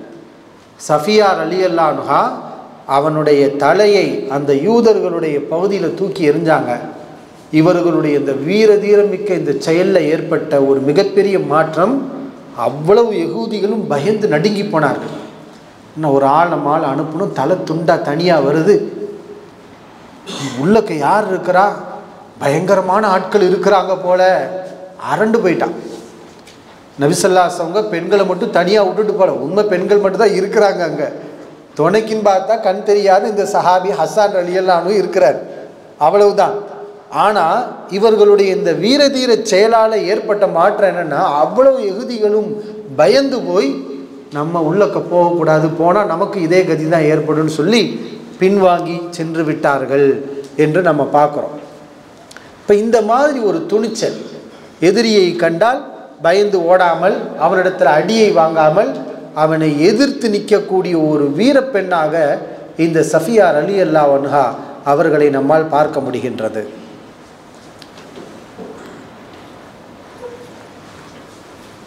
அதே மாதிரி உம்மு சுலைம் ரலியல்லாஹு அன்ஹா, உம்மு சுலைம் என்றால் சுலைமுடைய தாய் என்று பொருள். இவர்களுக்கு சுலைம் என்று ஒரு மகன் இருக்கிறது. இவர்களுடைய பெயர் ருமைசா, இவர்களுடைய இயற்பெயர் ருமைசா ரலியல்லாஹு அன்ஹு அவர்கள். நபிகள் நாயகம் ஸல்லல்லாஹு அலைஹி அவர்கள் இவங்களாம் உயிரோடு இருக்கும்போதே நான் சுவனத்திலே ருமைசாவை கண்டேன் என்று சொன்னார்கள். இது பெரிய பாக்கியம் இல்லையா? உலகத்தில் உயிரோடு வாழும்போதே நான் ருமைசாவை சுவனத்தில் கண்டேன் என்று நபி ஸல்லல்லாஹு அலைஹி அவர்களால் சுவனவாசிகள் என்று சொல்லப்பட்ட ஒரு தலை சிறந்த ஒரு சஹாபிய பெண்மணி, அன்சாரி குலத்தை சார்ந்த பெண்மணி தான் உம்மு சுலைம் ரலியல்லாஹு அன்ஹா. இவங்களுடைய வரலாற்றில் நிறைய தகவல்கள் இருக்குது, சுவாரஸ்யமான தகவல். இவர்களுடைய கணவர் யார்? அபூ தொல்ஹா. இவர்களுடைய கணவர் அபூ தொல்ஹா ரலியல்லாஹு அன்ஹு அவர்கள். அபூ தொல்ஹா என்றாலே நமக்கு வரலாற்றில் ஞாபகத்துக்கு வருவது யார்? அபூ தொல்ஹான்னு சொன்னால் சில சம்பவங்கள் நம்முடைய நினைவுக்கு வருமா இல்லையா? பைருஹா. பைருஹா, நீங்கள் விரும்பக்கூடியதை செலவு செய்யாத வரை நீங்கள் நன்மையை அடைய முடியாது. லன் தனாலுல் பிர்ர ஹத்தா துன்ஃபிகு மிம்மா துஹிப்பூன் என்ற அந்த ஆயத்து இறங்கியவுடன் மஸ்ஜிது நபவிக்கு எதிர்த்தாற்போல் இருக்கக்கூடிய மதுரமான தண்ணீர் கொண்ட ஒரு நல்ல தோட்டம், விலையுயர்ந்த தரமான தோட்டம் தான் பைருஹா. அன்னைக்கு பைருஹா என்பது விலை மதிக்க முடியாத ஒரு சொத்து. அப்படிப்பட்ட இந்த தோட்டத்தை இந்த ஆயத்து இறங்கிய பிறகு அல்லாஹ்வின் தூதர் ஸல்லல்லாஹு அலைஹி அவரிடத்தில் வந்து, அல்லாஹ்வின் தூதர் அல்லாஹ் இவ்வாறு சொல்லியிருக்கிறான், நீங்கள் விரும்பக்கூடியதை கொடுக்கணும்னு. என் செல்வத்திலேயே நான் ரொம்ப விரும்பக்கூடிய இந்த பைருஹா தான் அல்லாஹ்வுக்காக கொடுக்குறேன், வச்சுக்கோங்க அப்படின்னு அதை அல்லாஹ்விற்காக கொடுக்க முன் வந்தவர்கள் அபூ தொல்ஹா ரலியல்லாஹு அன்ஹு அவர்கள். இந்த அபூ தொல்ஹா ரலியல்லாஹு அன்ஹு அவர்கள் இப்படியெல்லாம் இஸ்லாத்திற்கு வந்து பல்வேறு தியாகங்களை செய்தார்கள். அவர்களை இஸ்லாத்துக்கு கொண்டு வந்தவர்களும் யார்? உம்மு சுலைம் ரலியல்லாஹு அன்ஹா அவங்க தான். ஏன்னா அபூ தொல்ஹா இஸ்லாத்தை ஏற்றுக்கொள்ளாமல் இருக்கும்போது அவர் உம்மு சுலைமை பெண் பேசுகிறார். உம்மு சுலைமை, என்னை நீ மனமுடித்துக் கொள்கிறாயா, நாம் இருவரும் கணவன் மனைவியாக இருப்போமா என்று அவர் கேட்கின்றார். அப்போ உம்மு சுலைம் ரலியல்லாஹு அன்ஹா அவர்கள் முஸ்லீமாக இருக்கிறாங்க. அவங்களுடைய பக்குவத்தை பாருங்கள். அபூ தொல்ஹாவே, நீங்கள் நல்ல மனிதர் தான், நீங்கள் நல்ல மனிதர் தான், அதில்லான எந்த குறையும் நான் சொல்ல மாட்டேன். ஆனால் நான் உங்களுக்கு ஹலால் அல்ல, நீங்கள் எனக்கு அனுமதி இல்லை. காரணம் என்ன தெரியுமா? நான் முஸ்லிமான பெண், நீங்கள் இன்னும் இஸ்லாத்தை ஏற்றுக்கொள்ளவில்லை. முஸ்லிமான ஒருவரைத்தான் நான் கணவனாக தேர்வு செய்வேன், உங்களை என்னால் மணந்து கொள்ள முடியாது, ஆனால் நீங்கள் நல்ல மனிதர் தான் என்று சொன்னபோது அபூ தொல்ஹா ரலியல்லாஹு அன்ஹு அவர்கள் அந்த சந்தர்ப்பத்தில் தான் இஸ்லாத்தை ஏற்றுக்கொண்டு முஸ்லீமாக மாறி உம்மு சுலைம் ரலியல்லாஹு அன்ஹா அவர்களை மணமுடிக்கின்றார்கள். இப்போ கணவனையும் இன்றைக்கு எத்தனையோ சில பெண்களை பார்க்குறோமா இல்லையா? ஈமானும் வேண்டாம், இஸ்லாமும் வேண்டாம், எனக்கு நான் விரும்பக்கூடிய கணவன் கிடைத்தால் போதும், அவன் முஸ்லீமா முஸ்லீம் இல்லையா அது நமக்கு மறுமைக்கு உதவுமா உதவாதா என்ற எந்த சிந்தனையும் இல்லை. இந்த காதல் என்ற ஒரு நோய் மார்க்கத்தை மறக்கடிக்க செஞ்சு எங்கெங்கெல்லாம் இவர்களை அழைத்து சென்று விடுகிறது. பிறகு அவர்கள் சீரழிந்து துன்பப்படுவதை எல்லாம் நாம் பார்க்கின்றோம். ஆனால் அவர்களுக்கு சிறந்த ஒரு படிப்பினை உம்மு சுலைம் ரலியல்லாஹு அன்ஹா, தனக்கு பிடித்தமான ஒரு மனிதர், நல்ல மனிதர் கேட்கின்றார். ஆனால் மார்க்கத்தை முன்னிலைப்படுத்துகிறார்கள். நீங்கள் இஸ்லாத்தை ஏற்றுக்கொண்டால் தான் உங்களை மணமுடிக்க வேண்டும் என்று சொல்கிறார்கள். அதே போன்று அவர்கள் இஸ்லாத்தை ஏற்றுக்கொள்கிறார்கள். இருவரும் நல்ல கணவன் மனைவியாக அல்ஹம்துலில்லாஹ் வாழ்கிறார்கள். இந்த உம்மு சுலைம் இஸ்லாமிய வரலாற்றில் சில பெண்கள் இருக்கிறார்கள், வீரமுள்ள பெண்கள். அந்த வீரமுள்ள பெண்களில் உம்மு சுலைம் ரலியல்லாஹு அன்ஹா அவர்களையும் நம்மால் சொல்ல முடியும். அதாவது அவங்களுடைய வாழ்க்கையில் நடந்த ஒவ்வொரு சம்பவங்களும் நமக்கு மெய் சிலிர்க்க வைக்கும். அவர்களுடைய வாழ்வில் நடந்த ஒரு சம்பவம், இந்த 2 பேருக்கும் முத ஒரு குழந்தை பிறக்கிறது. யாருக்கு? உம்மு சுலைம் ரலியல்லாஹு அன்ஹா, அபூ தல்ஹா ரலியல்லாஹு அன்ஹு. இந்த இருவருக்கும் கல்யாணம் முடிஞ்சு ஒரு குழந்தை பிறக்கின்றது, ஆண் குழந்தை. அந்த குழந்தை பிறந்து ஒரு சில நாட்களில் அதற்கு சுகவீனம் ஏற்படுகின்றது. அந்த குழந்தை முடியாமல் போகின்றது, மரணத்தை நெருங்கி கொண்டே இருக்கின்றது. அபூ தல்ஹா விவசாயி, காலையில் வீட்டை விட்டு போனால் சாயங்காலம் தான் திரும்புவார். அன்னைக்கு ஃபோனெல்லாம் கிடையாது. இன்னைக்கு மாதிரி எடுத்து பையன் என்ன செய்கிறான், நல்லா இருக்கானா, ஆஸ்பத்திரிக்கு போனியா, மருந்து கொடுத்தியா அப்படின்னு சொல்லி நம்ம கேட்போம். ஏன்னா பிள்ளை மேலே அக்கறை உள்ள தந்தையார் தான் நிச்சயம் என்ன செய்வோம், நம்முடைய பிள்ளை என்ன பண்ணுறாங்க, அவங்களுடைய உடல்நிலை எப்படி இருக்குது என்ற கவலையெல்லாம் இருக்கும். அதுவும் முதல் குழந்தை. அபூ தல்ஹா விவசாயி, காலையில் போனால் சாயங்காலம் தான் வருவார். இவர் வீட்டை விட்டு போகும்போது குழந்தை முடியாமல் இருந்துச்சு, ரொம்ப முடியலை. வீட்டை விட்டு திரும்புகிறார், அதாவது வேலையை முடிச்சுட்டு வீட்டுக்கு திரும்புகிறார். மாலையில் வீட்டுக்கு திரும்புகிறார். திரும்பின உன்னையுமே மனைவிட்ட கேட்குறார், குழந்தை என்ன செய்கிறான், சிறுவன் என்ன பண்ணுறான் அப்படின்ட்டு. ஆனால் குழந்தை மௌத்தா போயிடுச்சு. இவர் வருவதற்கு முன்பாகவே இவர்களுடைய குழந்தை இறந்து விட்டது. பொதுவாக குழந்தை இறந்தால் தாய்க்கு அதிக வேதனை இருக்குமா, தந்தைக்கு அதிக வேதனை இருக்குமா? 2 பேருக்கும் வேதனையாக தான் இருக்கும். ஆனால் அதிக வேதனை யாருக்கு இருக்கும்? தாய்க்கு தான் இருக்கும். காரணம், அந்த குழந்தையை பெற்றெடுத்து அதிலே பல்வேறு நோவினைகளை அனுபவித்து தன்னுடைய இரத்தத்தை அதற்கு கொடுத்து இப்படி அந்த குழந்தையை பெற்றெடுத்த பிறகும் தன்னோடு அரவணைத்து கொண்டே அந்த குழந்தைக்கு உணவு ஊட்டி இப்படியெல்லாம் அதிகம் தியாகம் செய்தவர்கள் கணவனை விட மனைவிமார்கள் தான், தாய்மார்கள் தான். அதனால தான் இந்த உலகத்திலேயே மிக தகுதியானவர் யார், நீ நல்ல விதமாக நடந்து கொள்வதற்கு நபி அவர்கள் யாரை முதல் சொன்னாங்க? உம்முக்க, உன்னுடைய தாய், உன்னுடைய தாய், உன்னுடைய தாய். இப்போ இவர்களுக்கும் ஒரு கவலை இருக்கும். ஆனால் இவர்களுடைய முகத்தில் எந்த விதமான அந்த அடையாளமும் தெரியலை. ஒரு தாயாக இருக்கிறாங்க, குழந்தை இழந்திருக்கிறாங்க, ஒரு அழுகை, கண் சிவந்திருக்க, உன்னுடைய கண் சிவந்திருக்கிறதே, ஏன் ஒரு மாதிரியாக இருக்கிற, அப்படி எந்த ஒரு அடையாளமும் தெரியவில்லை. கணவன் கேட்குறார், குழந்தை என்ன செய்கிறான், முடியாமல் இருந்தானே, இப்போ எப்படி இருக்கிறான்? அதற்கு அவங்க பதில் சொல்கிறாங்க, பொய்யும் கிடையாது, ஆனால் குழந்தை இறந்துச்சுங்கிற தகவலும் அதில் புரிஞ்சு கொள்ள முடியாது. அப்படிப்பட்ட ஒரு வார்த்தையை சொல்கிறாங்க. முதலில் இருந்ததை விட இப்போது நன்றாகவே இருக்கின்றான், முன்னாடி இருந்ததை விட இப்போது நன்றாகவே இருக்கின்றான். இதை எப்படி விளங்கிக்கிறது? அபூ தல்ஹா எப்படி விளங்கிக்கிட்டார்னா, முடியாமல் இருந்தால் இப்போ கொஞ்சம் உடம்பு சரியாக இருக்குன்னு விளங்கிக்கிட்டார். ஆனால் உம்மு சுலைம் ரலியல்லாஹு அன்ஹா அந்த அர்த்தத்தில் சொல்லலை. என் பிள்ளை இந்த உலகத்தில் உயிரோடு இருக்கும்போது அவன் கஷ்டப்பட்டுக்கிட்டே இருந்தான், அவன் வேதனைப்பட்டு கொண்டே இந்த குழந்தை இருந்தது. ஆனால் இப்போது அவன் ரூஹு சென்று விட்டது, அல்லாட்ட போய்கிட்டான். இப்போ அந்த குழந்தை எப்படி இருக்கும்? அதாவது உலகத்தில் உயிரோடு இருக்கிற வரைக்கும் தான் நமக்கு சிரமம். நாம் அல்லாஹ்கிட்ட போயிட்டோன்னு வைங்களேன், இந்த சிரமமே இருக்காது. நபி ஸல்லல்லாஹு அலைஹி அவங்களுடைய அந்த கடைசி நோவினையின் போது ஃபாத்திமா ரலியல்லாஹு அன்ஹா அழுவாங்க. அப்போ கூட நபி அவர்கள் இந்த வார்த்தையை தான் சொல்லுவாங்க, இன்னைக்கு மட்டும்தான் உன் தகப்பனாருக்கு சிரமம், ஃபாத்திமாவே உன் தகப்பனார் இன்னைக்கு ஒரு நாள் மட்டும்தான் கஷ்டப்படுவார், அதுக்கப்புறம் அவர் கஷ்டப்பட மாட்டார் அப்படின்ட்டாங்க. அப்படின்னா என்ன அர்த்தம்?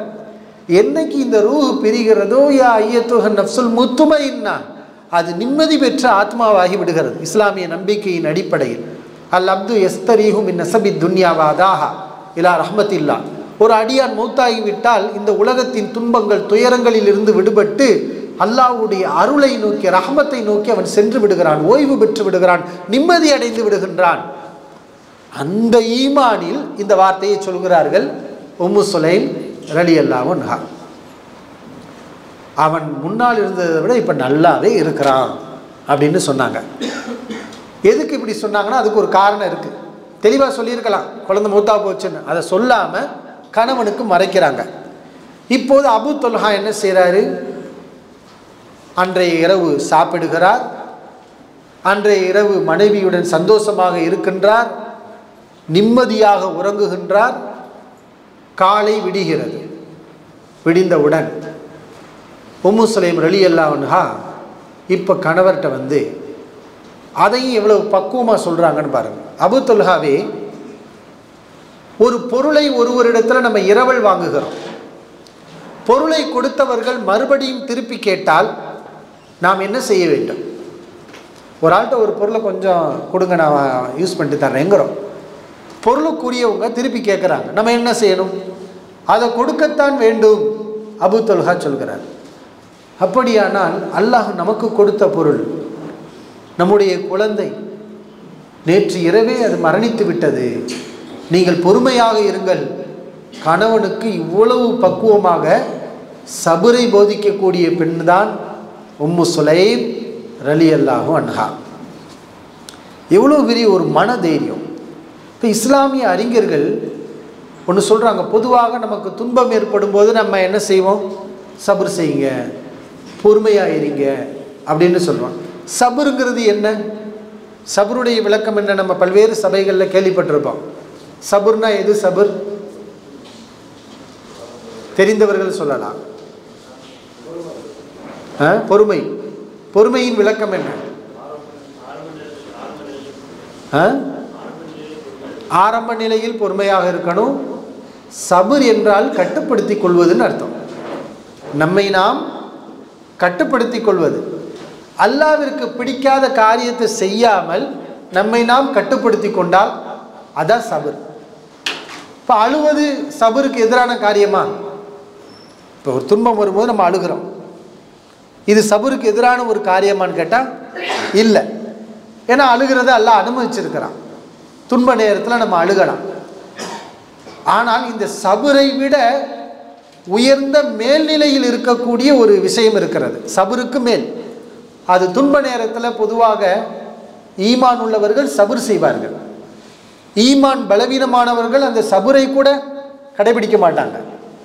ஒப்பாரி வச்சுருவாங்க, கன்னத்தில் அடிச்சுக்கிடுவாங்க, தலைமுடியை விரித்து போடுவாங்க, சட்டைகளை கிழிச்சுக்கிடுவாங்க, அல்லாஹ்விற்கு பிடிக்காத வார்த்தைகளை பேசுவாங்க. இதெல்லாம் சபுர் இல்லாதவரிடத்தில் வரக்கூடிய செயல்பாடுகள். ஈமான் உள்ளவர்கள் இது மாதிரி மார்க்கத்துக்கு முரணான எந்த காரியத்தையும் செய்யாமல் தங்களை தாங்கள் அவர்கள் கட்டுப்படுத்தி கொள்வார்கள்.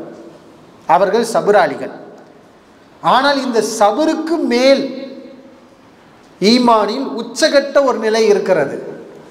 அது என்னவென்றால் அர்ரிலா, இந்த துன்பத்தை பொருந்திக் கொள்வது.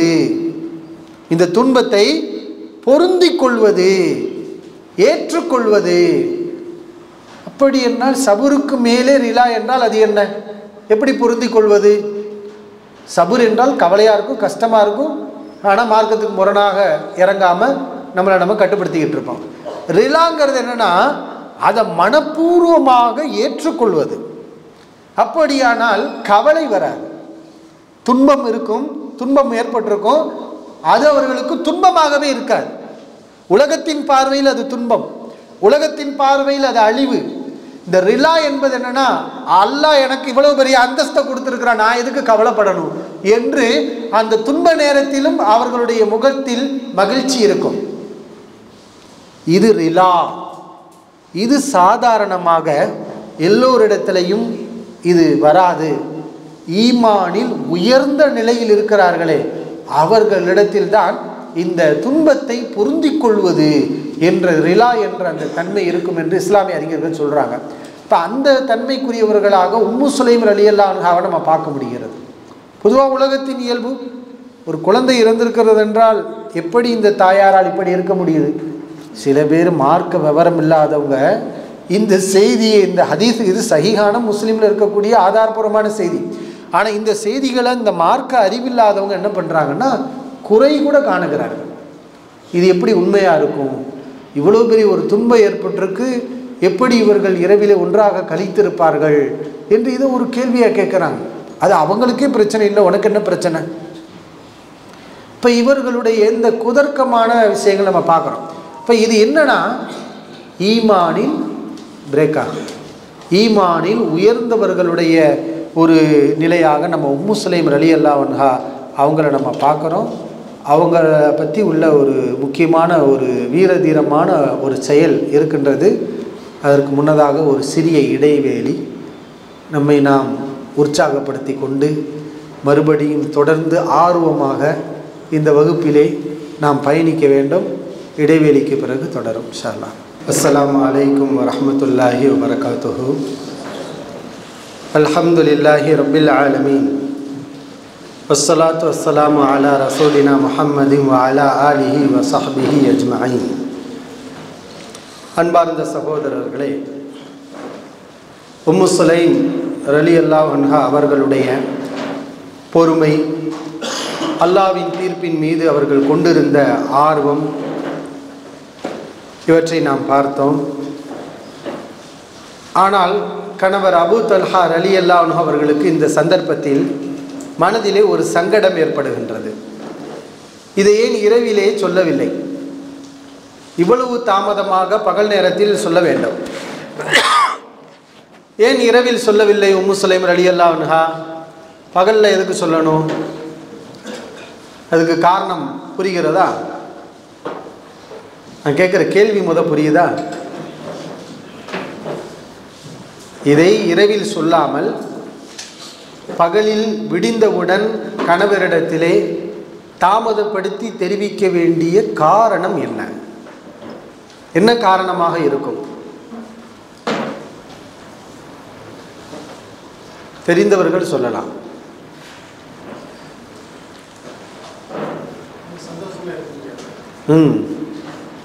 அது ஒரு காரணம். அதாவது கணவனின் மீது அக்கறை, கணவனுடைய நலனில் அக்கறை. கணவர் விவசாயி, காலையில் சென்று மாலையிலே வீடு திரும்புகிறார், பகலெல்லாம் உழைத்திருக்கின்றார், களைப்பில் இருப்பார். அப்படிப்பட்ட களைப்பில் குழந்தை இறந்த செய்தியை சொன்னால் அவர் உண்ணுவாரா? அவர் உறங்குவாரா? மகிழ்ச்சியாக இருப்பாரா? குழந்தையை எப்படியும் நாம் காலையில் தான் அடக்க போகிறோம். காலையில் சொல்லிக்கொள்வோம், அவர் உண்ணட்டும், நிம்மதியாக உறங்கட்டும். இப்போ கணவனுடைய நலனில் அக்கறை கொண்ட பெண். இன்றைக்கு எத்தனையோ பெண்கள் கணவனுடைய தூக்கத்தையே தொலைச்சிடுறாங்க, கணவனுடைய நிம்மதியை சீர்குலைத்து விடுகிறார்கள். அல்லாஹ் என்ன சொல்லி காட்டுறான்? பெண்களிடமிருந்தான் உங்களுக்கு அமைதி கிடைக்கிறது. லி தஸ்குனு இலைஹா, நீங்கள் அவர்களிடம் அமைதியை அடைகிறீர்கள் என்று ரப்புல் ஆலமீன் சொல்லி காட்டுகிறார். உண்மையில் சாலிகான பெண்கள் கணவன்மார்களுக்கு அமைதியை தரக்கூடியவர்களாக இருப்பார்கள்.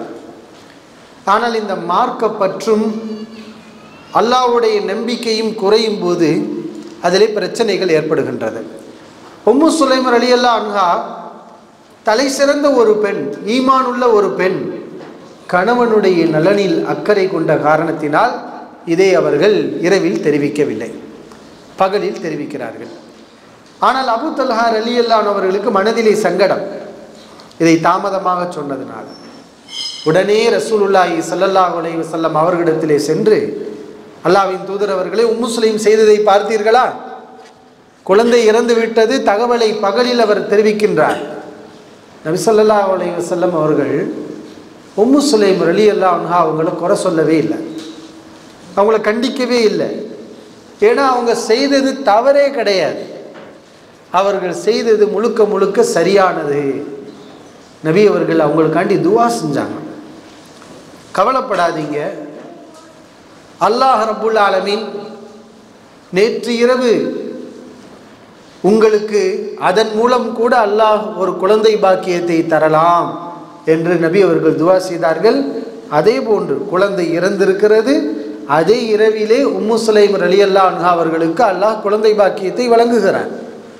அதற்கு பிறகு அப்துல்லா என்ற ஒரு நல்ல ஒரு குழந்தையை அவர்கள் பெற்றெடுக்கிறார்கள் என்பதை நாம் ஹதீஸுகளிலே பார்க்கின்றோம். இந்த உம்மு சுலைம் ரலியல்லாஹு அன்ஹா அவர்களுடைய ஒரு வீர தீர செயல் என்னவென்றால், ஹுனைன் போர்க்களத்திலே ஒரு சம்பவம் நடைபெறுகிறது. ஹுனைன் போர்க்களம் என்றால் அது முஸ்லிம்களுக்கு மிகப்பெரிய ஒரு துன்பத்தை ஏற்படுத்திய ஒரு போர்.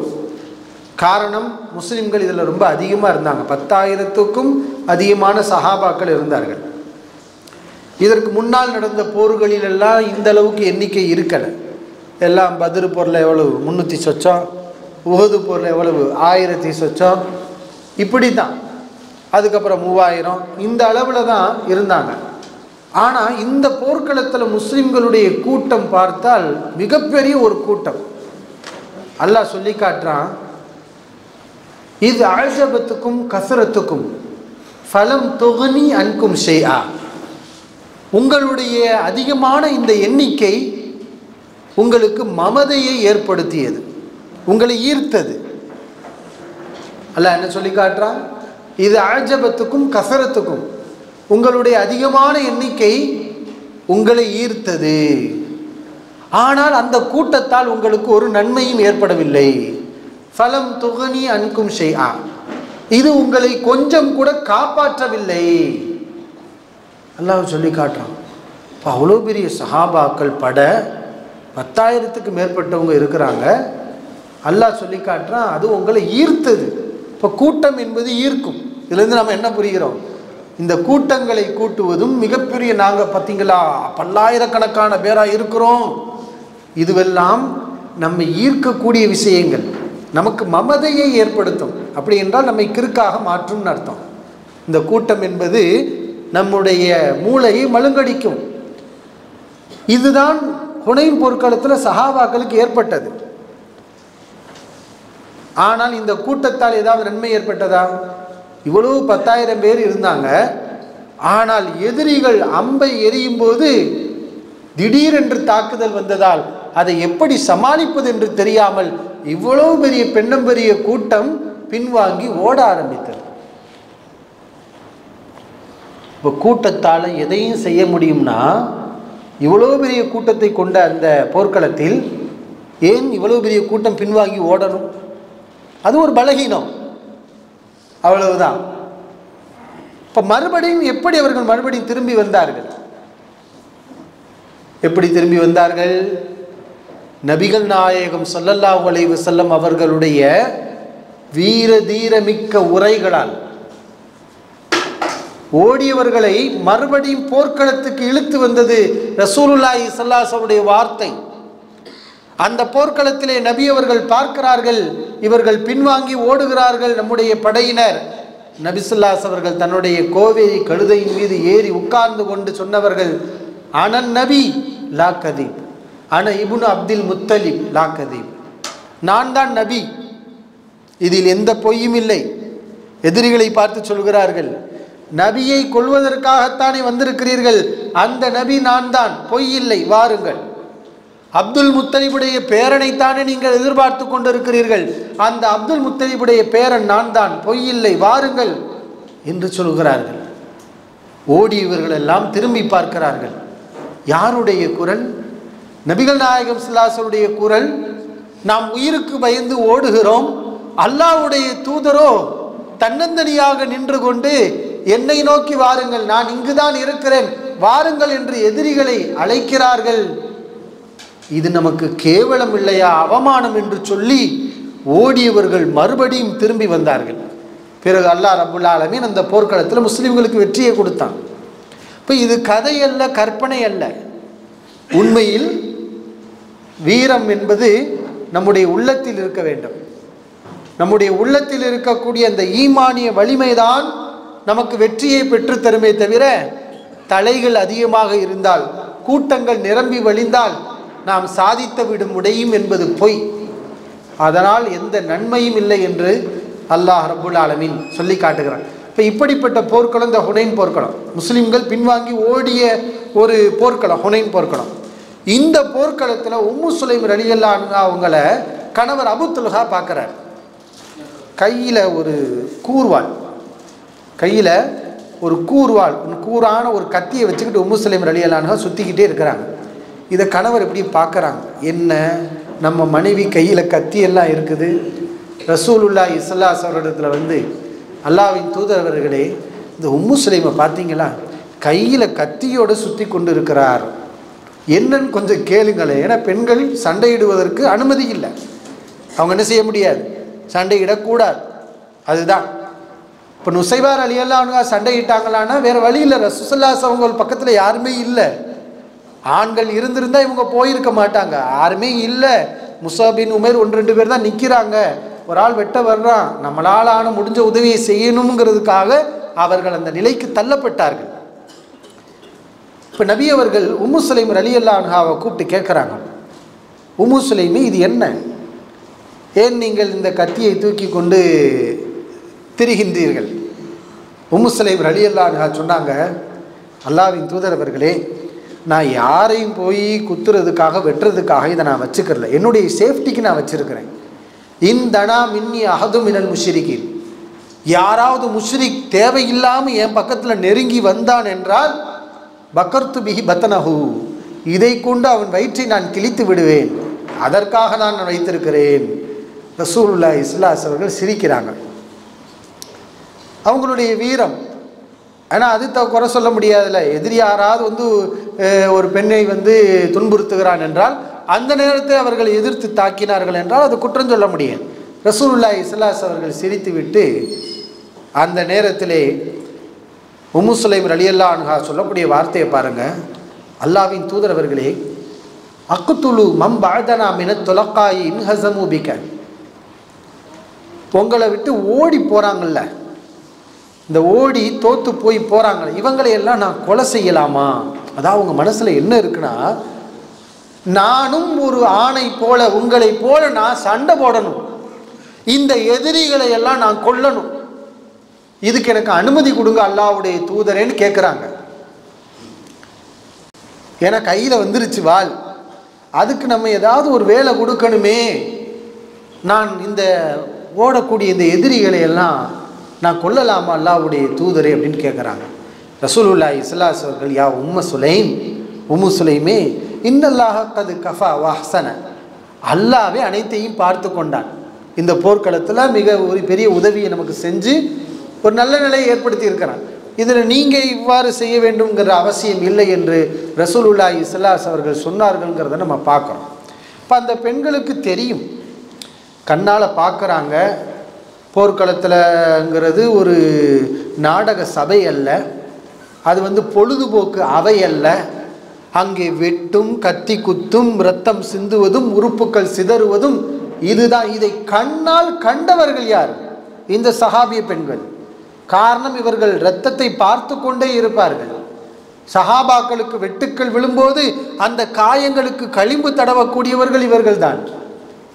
கீழே ஷஹீதாக வெட்டுப்பட்டு எழ முடியாமல் கிடக்கக்கூடியவர்களை தூக்கி இழுத்து வந்து கூடாரத்திலே வந்து அவர்களை பராமரிப்பவர்களும் இவர்கள்தான். இப்போ இதையெல்லாம் பார்த்தவர்கள் பயப்படவில்லை, துவண்டு போகவில்லை, சோர்ந்து விடவில்லை, அவர்களுக்கு மென்மேலும் வீரம் அதிகமாகின்றது. நான் இந்த போர்க்களத்திலே பங்கெடுத்து எதிரிகளை வெட்டலாமா என்று கேட்கிறார்கள் என்றால் இவர்களுடைய ஈமானிய வலிமையும் மன உறுதியையும் நாம் சிந்தித்து பார்க்க கடமைப்பட்டிருக்கின்றோம். இப்போ இந்த போர் செய்திகளை எல்லாம் நம்ம சொல்கிறோம், எதுக்கு? நம்ம எங்கேயாவது போர் போக போகிறோமா, சண்டை போட போகிறோமா? இல்லை. ஆனால் ஒரு உண்மை, அவர்களிடத்தில் இருந்த அந்த ஈமானிய உறுதி என்ற ஒரு விஷயம் நம்ம இங்கே புரிந்து கொள்ள வேண்டும். ஒருவேளை அப்படி அதற்கான சூழல் வந்தால் நாமும் அதற்கு தயாராக வேண்டும். ஆனால் சூழல் வராத போது நாமளே அந்த சூழல் என்ன செய்யக்கூடாது, உருவாக்கக்கூடாது. முடிந்த அளவு அந்த பிரச்சனைகள், நீங்கள் எதிரிகளை சந்திப்பதை விரும்பாதீர்கள் என்று சொன்ன மார்க்கம். நீங்கள் எதிரிகளை போர்க்களத்தில் சந்திப்பதை விரும்பாதீர்கள் என்று நபிகள் நாயகம் ஸல்லல்லாஹு அலைஹி அவர்கள் சொல்லியிருக்கிறார்கள்.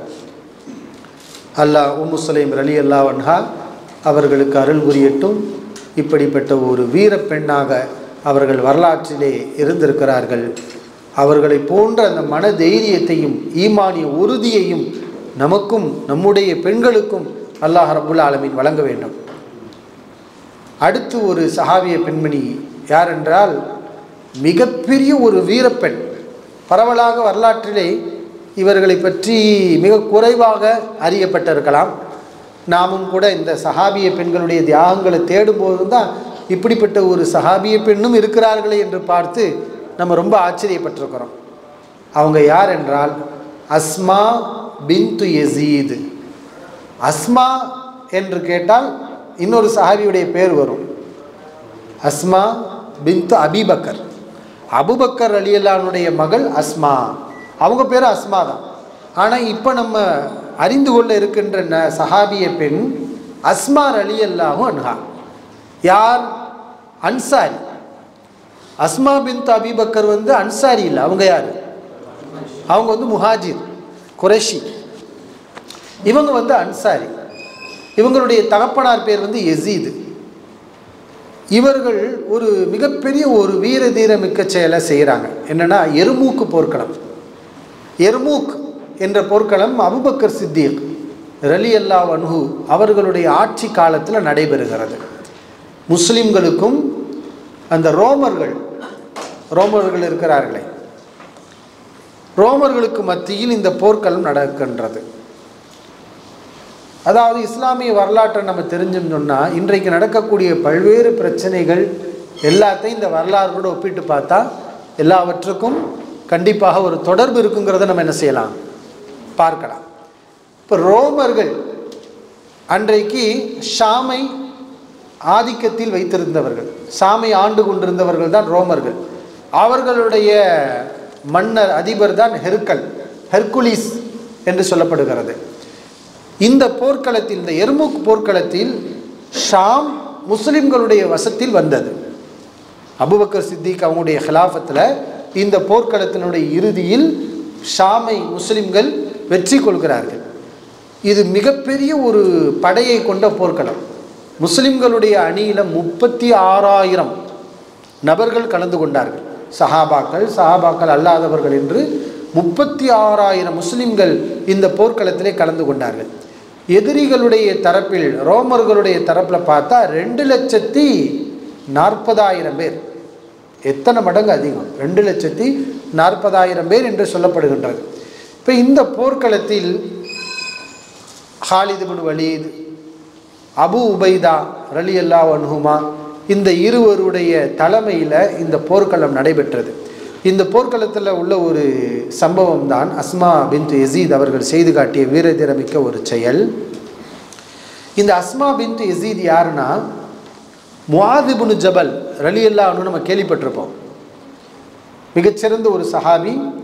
அல் குர்ஆனை மனனமிட்ட காரிகளில், முழுமையாக மனனமிட்ட காரிகளில் ஒருவர் தான் யார்? முஆத் இப்னு ஜபல். அவர் அல் குர்ஆனை மனனமிட்ட ஹாஃபில் மட்டுமல்ல, அவர் ஒரு மிகச்சிறந்த ஆலிம். ஏனென்றால் மார்க்கத்தை கற்றுக் கொடுப்பதற்காக ஒரு ஊருக்கு ரசூலுல்லாஹி ஸல்லல்லாஹு அலைஹி அவர்கள் இந்த நபித்தோழரை தான் அனுப்புனாங்க. எந்த ஊருக்கு?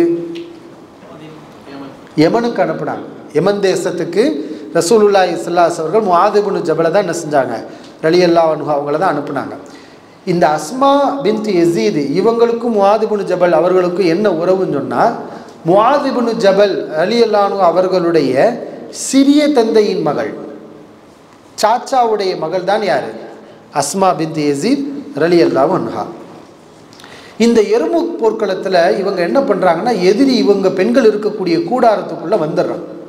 அந்த நேரத்தில் அந்த கூடாரத்தினுடைய தூண்கள், கூடாரத்தை நிறுத்தி இருப்பார்கள் அல்லவா தூண்கள், அந்த தூண்கள், அந்த இரும்பு கம்பிகளை அவர்கள் எடுத்துக்கொண்டு அந்த எதிரி கிட்டத்தட்ட 9 ரோமர்களை அந்த தூணாலே அடித்து கொலை செய்தார்கள் என்று நம்ம ஹதீஸுகளிலே பார்க்கின்றோம். ஆதாரபூர்வமான அறிவிப்பாகவே இருக்கிறது. இப்போ எப்படிப்பட்ட ஒரு பெண்ணாக இருந்திருப்பாங்க. 9 எதிரிகளை அந்த கூடாரத்தின் தூணை கையிலே எடுத்துக்கொண்டு அதை கொண்டு அந்த எதிரிகளை அவர்கள் வீழ்த்தினார்கள். மன உறுதி, ஈமானிய வலிமை, அந்த கடைசி நேரத்தில் அவர்கள் இப்படிப்பட்ட ஒரு வீரதீர செயலை செய்தார்கள் என்பதை நம்ம பார்க்குறோம். அல்லாஹ் அவர்களுக்கு அருள் புரியட்டும். சஹாபிய பெண்களில் நம்ம அடுத்து பார்க்க இருக்கின்ற பெண் உம்மு ஹராம் ரலியல்லாஹு அன்ஹா. உம்மு ஹராம் பின்து மில்ஹான், மில்ஹானுடைய மகள் உம்மு ஹராம் ரலியல்லாஹு அன்ஹா அவர்கள். இவர்கள் ஒரு மிகச்சிறந்த ஒரு சஹாபிய பெண்மணி. இவர்கள் யார் என்றால், நம்ம ஏற்கனவே சொன்னோம் இல்லையா, உம்மு சுலைம், அவங்களும் பின்து மில்ஹான் தான், மில்ஹானுடைய மகள் தான். இவங்களும் மில்ஹானுடைய மகள் தான். அப்படின்னா 2 பேர் யாரு? சகோதரி, அக்கா தங்கை. உம்மு சுலைம் ரலியல்லாஹு அன்ஹா அவர்களுடைய சகோதரி தான் உம்மு ஹராம் ரலியல்லாஹு அன்ஹா. இன்னும் இவர்களுடைய உடன் பிறந்த 2 சகோதரர்கள் ஹராம், சுலைம், இந்த 2 பேரும் பத்ர் போரில் கலந்து கொண்டவர்கள், உஹது போரில் கலந்து கொண்டவர்கள், பிர் மவுனா என்ற அந்த போர்க்க சம்பவத்தில் ஷஹீதாக்கப்பட்டவர்கள்.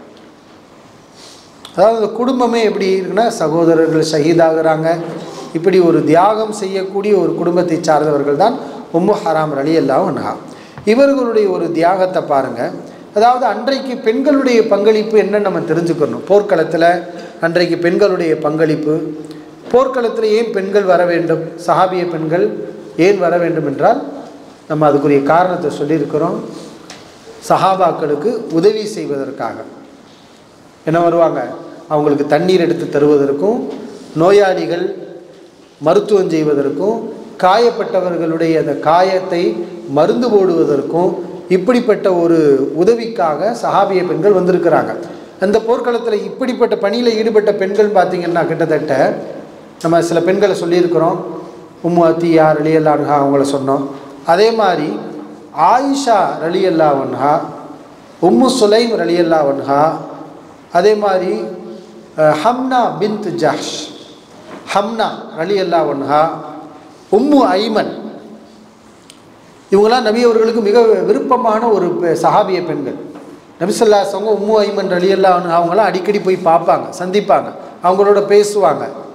அதே மாதிரி ருபை பின்த் முஅவ்வித் ரலியல்லாஹு அன்ஹா, இவங்கெல்லாம் இந்த போர்க்களத்தில் இந்த நோக்கத்துக்காக பங்கெடுத்தவர்கள் என்பதை நாம் வரலாற்றிலே பார்க்கின்றோம். இப்போ இந்த உம்மு ஹராம் ரலியல்லாஹு அன்ஹா இவங்களும் போர்க்களத்தில் பங்கெடுத்தவங்க தான். அவர்களுடைய இல்லத்தில் ஒரு சம்பவம் நடக்கிறது. நபிகள் நாயகம் ஸல்லல்லாஹு அலைஹி அவர்கள் உம்மு ஹராம் ரலியல்லாஹு அன்ஹா அவங்களுடைய வீட்டில் இருக்கும்போது ஒரு தகவலை சொல்கிறார்கள். என்னுடைய சமூகத்தில் சிலர் கடல் பயணம் மேற்கொண்டு போரிடுவார்கள். ஏன்னா அந்த கடல் பயணம் என்பது இதுவரைக்கும் யாரும் செய்யலை. அபூபக்கர் ரலியல்லாஹு அன்ஹு கடல் பயணம் மேற்கொள்ளலை. நபிகள் நாயகம் ஸல்லல்லாஹு அலைஹி வஸல்லம் காலத்தில் கடல் பயணம் மேற்கொண்டு ஜிஹாத் நடைபெற்றதானா? இல்லை. அப்போ இது நர்சுல்லாஸ் அவர்களுக்கு பிறகு நடக்கக்கூடிய ஒரு தகவலை நபி அவர்கள் தான் வாழும்போதே முன்னறிவிப்பு பண்ணுறாங்க. உம்மு ஹராம் ரலியல்லாஹு அன்ஹா அவங்களுடைய வீட்டில் இருக்கும்போது நபி அவர்கள் சொல்கிறாங்க, என்னுடைய உம்மத்தில் சில மக்கள் கடல் பயணம் மேற்கொண்டு போருக்கு செல்வார்கள். கல் முலூக்கி அலல் அசிர்ரதி, அவர்கள் கட்டில்கள் மீது சாய்ந்திருக்கக்கூடிய மன்னர்களைப் போல இருப்பார்கள். அதாவது அவங்களுடைய வலிமை, மன்னர்களாகவே அவர்கள் மாறி இருப்பார்கள் என்று நபி ஸல்லல்லாஹு அலைஹி அவர்கள் சொல்கிறாங்க.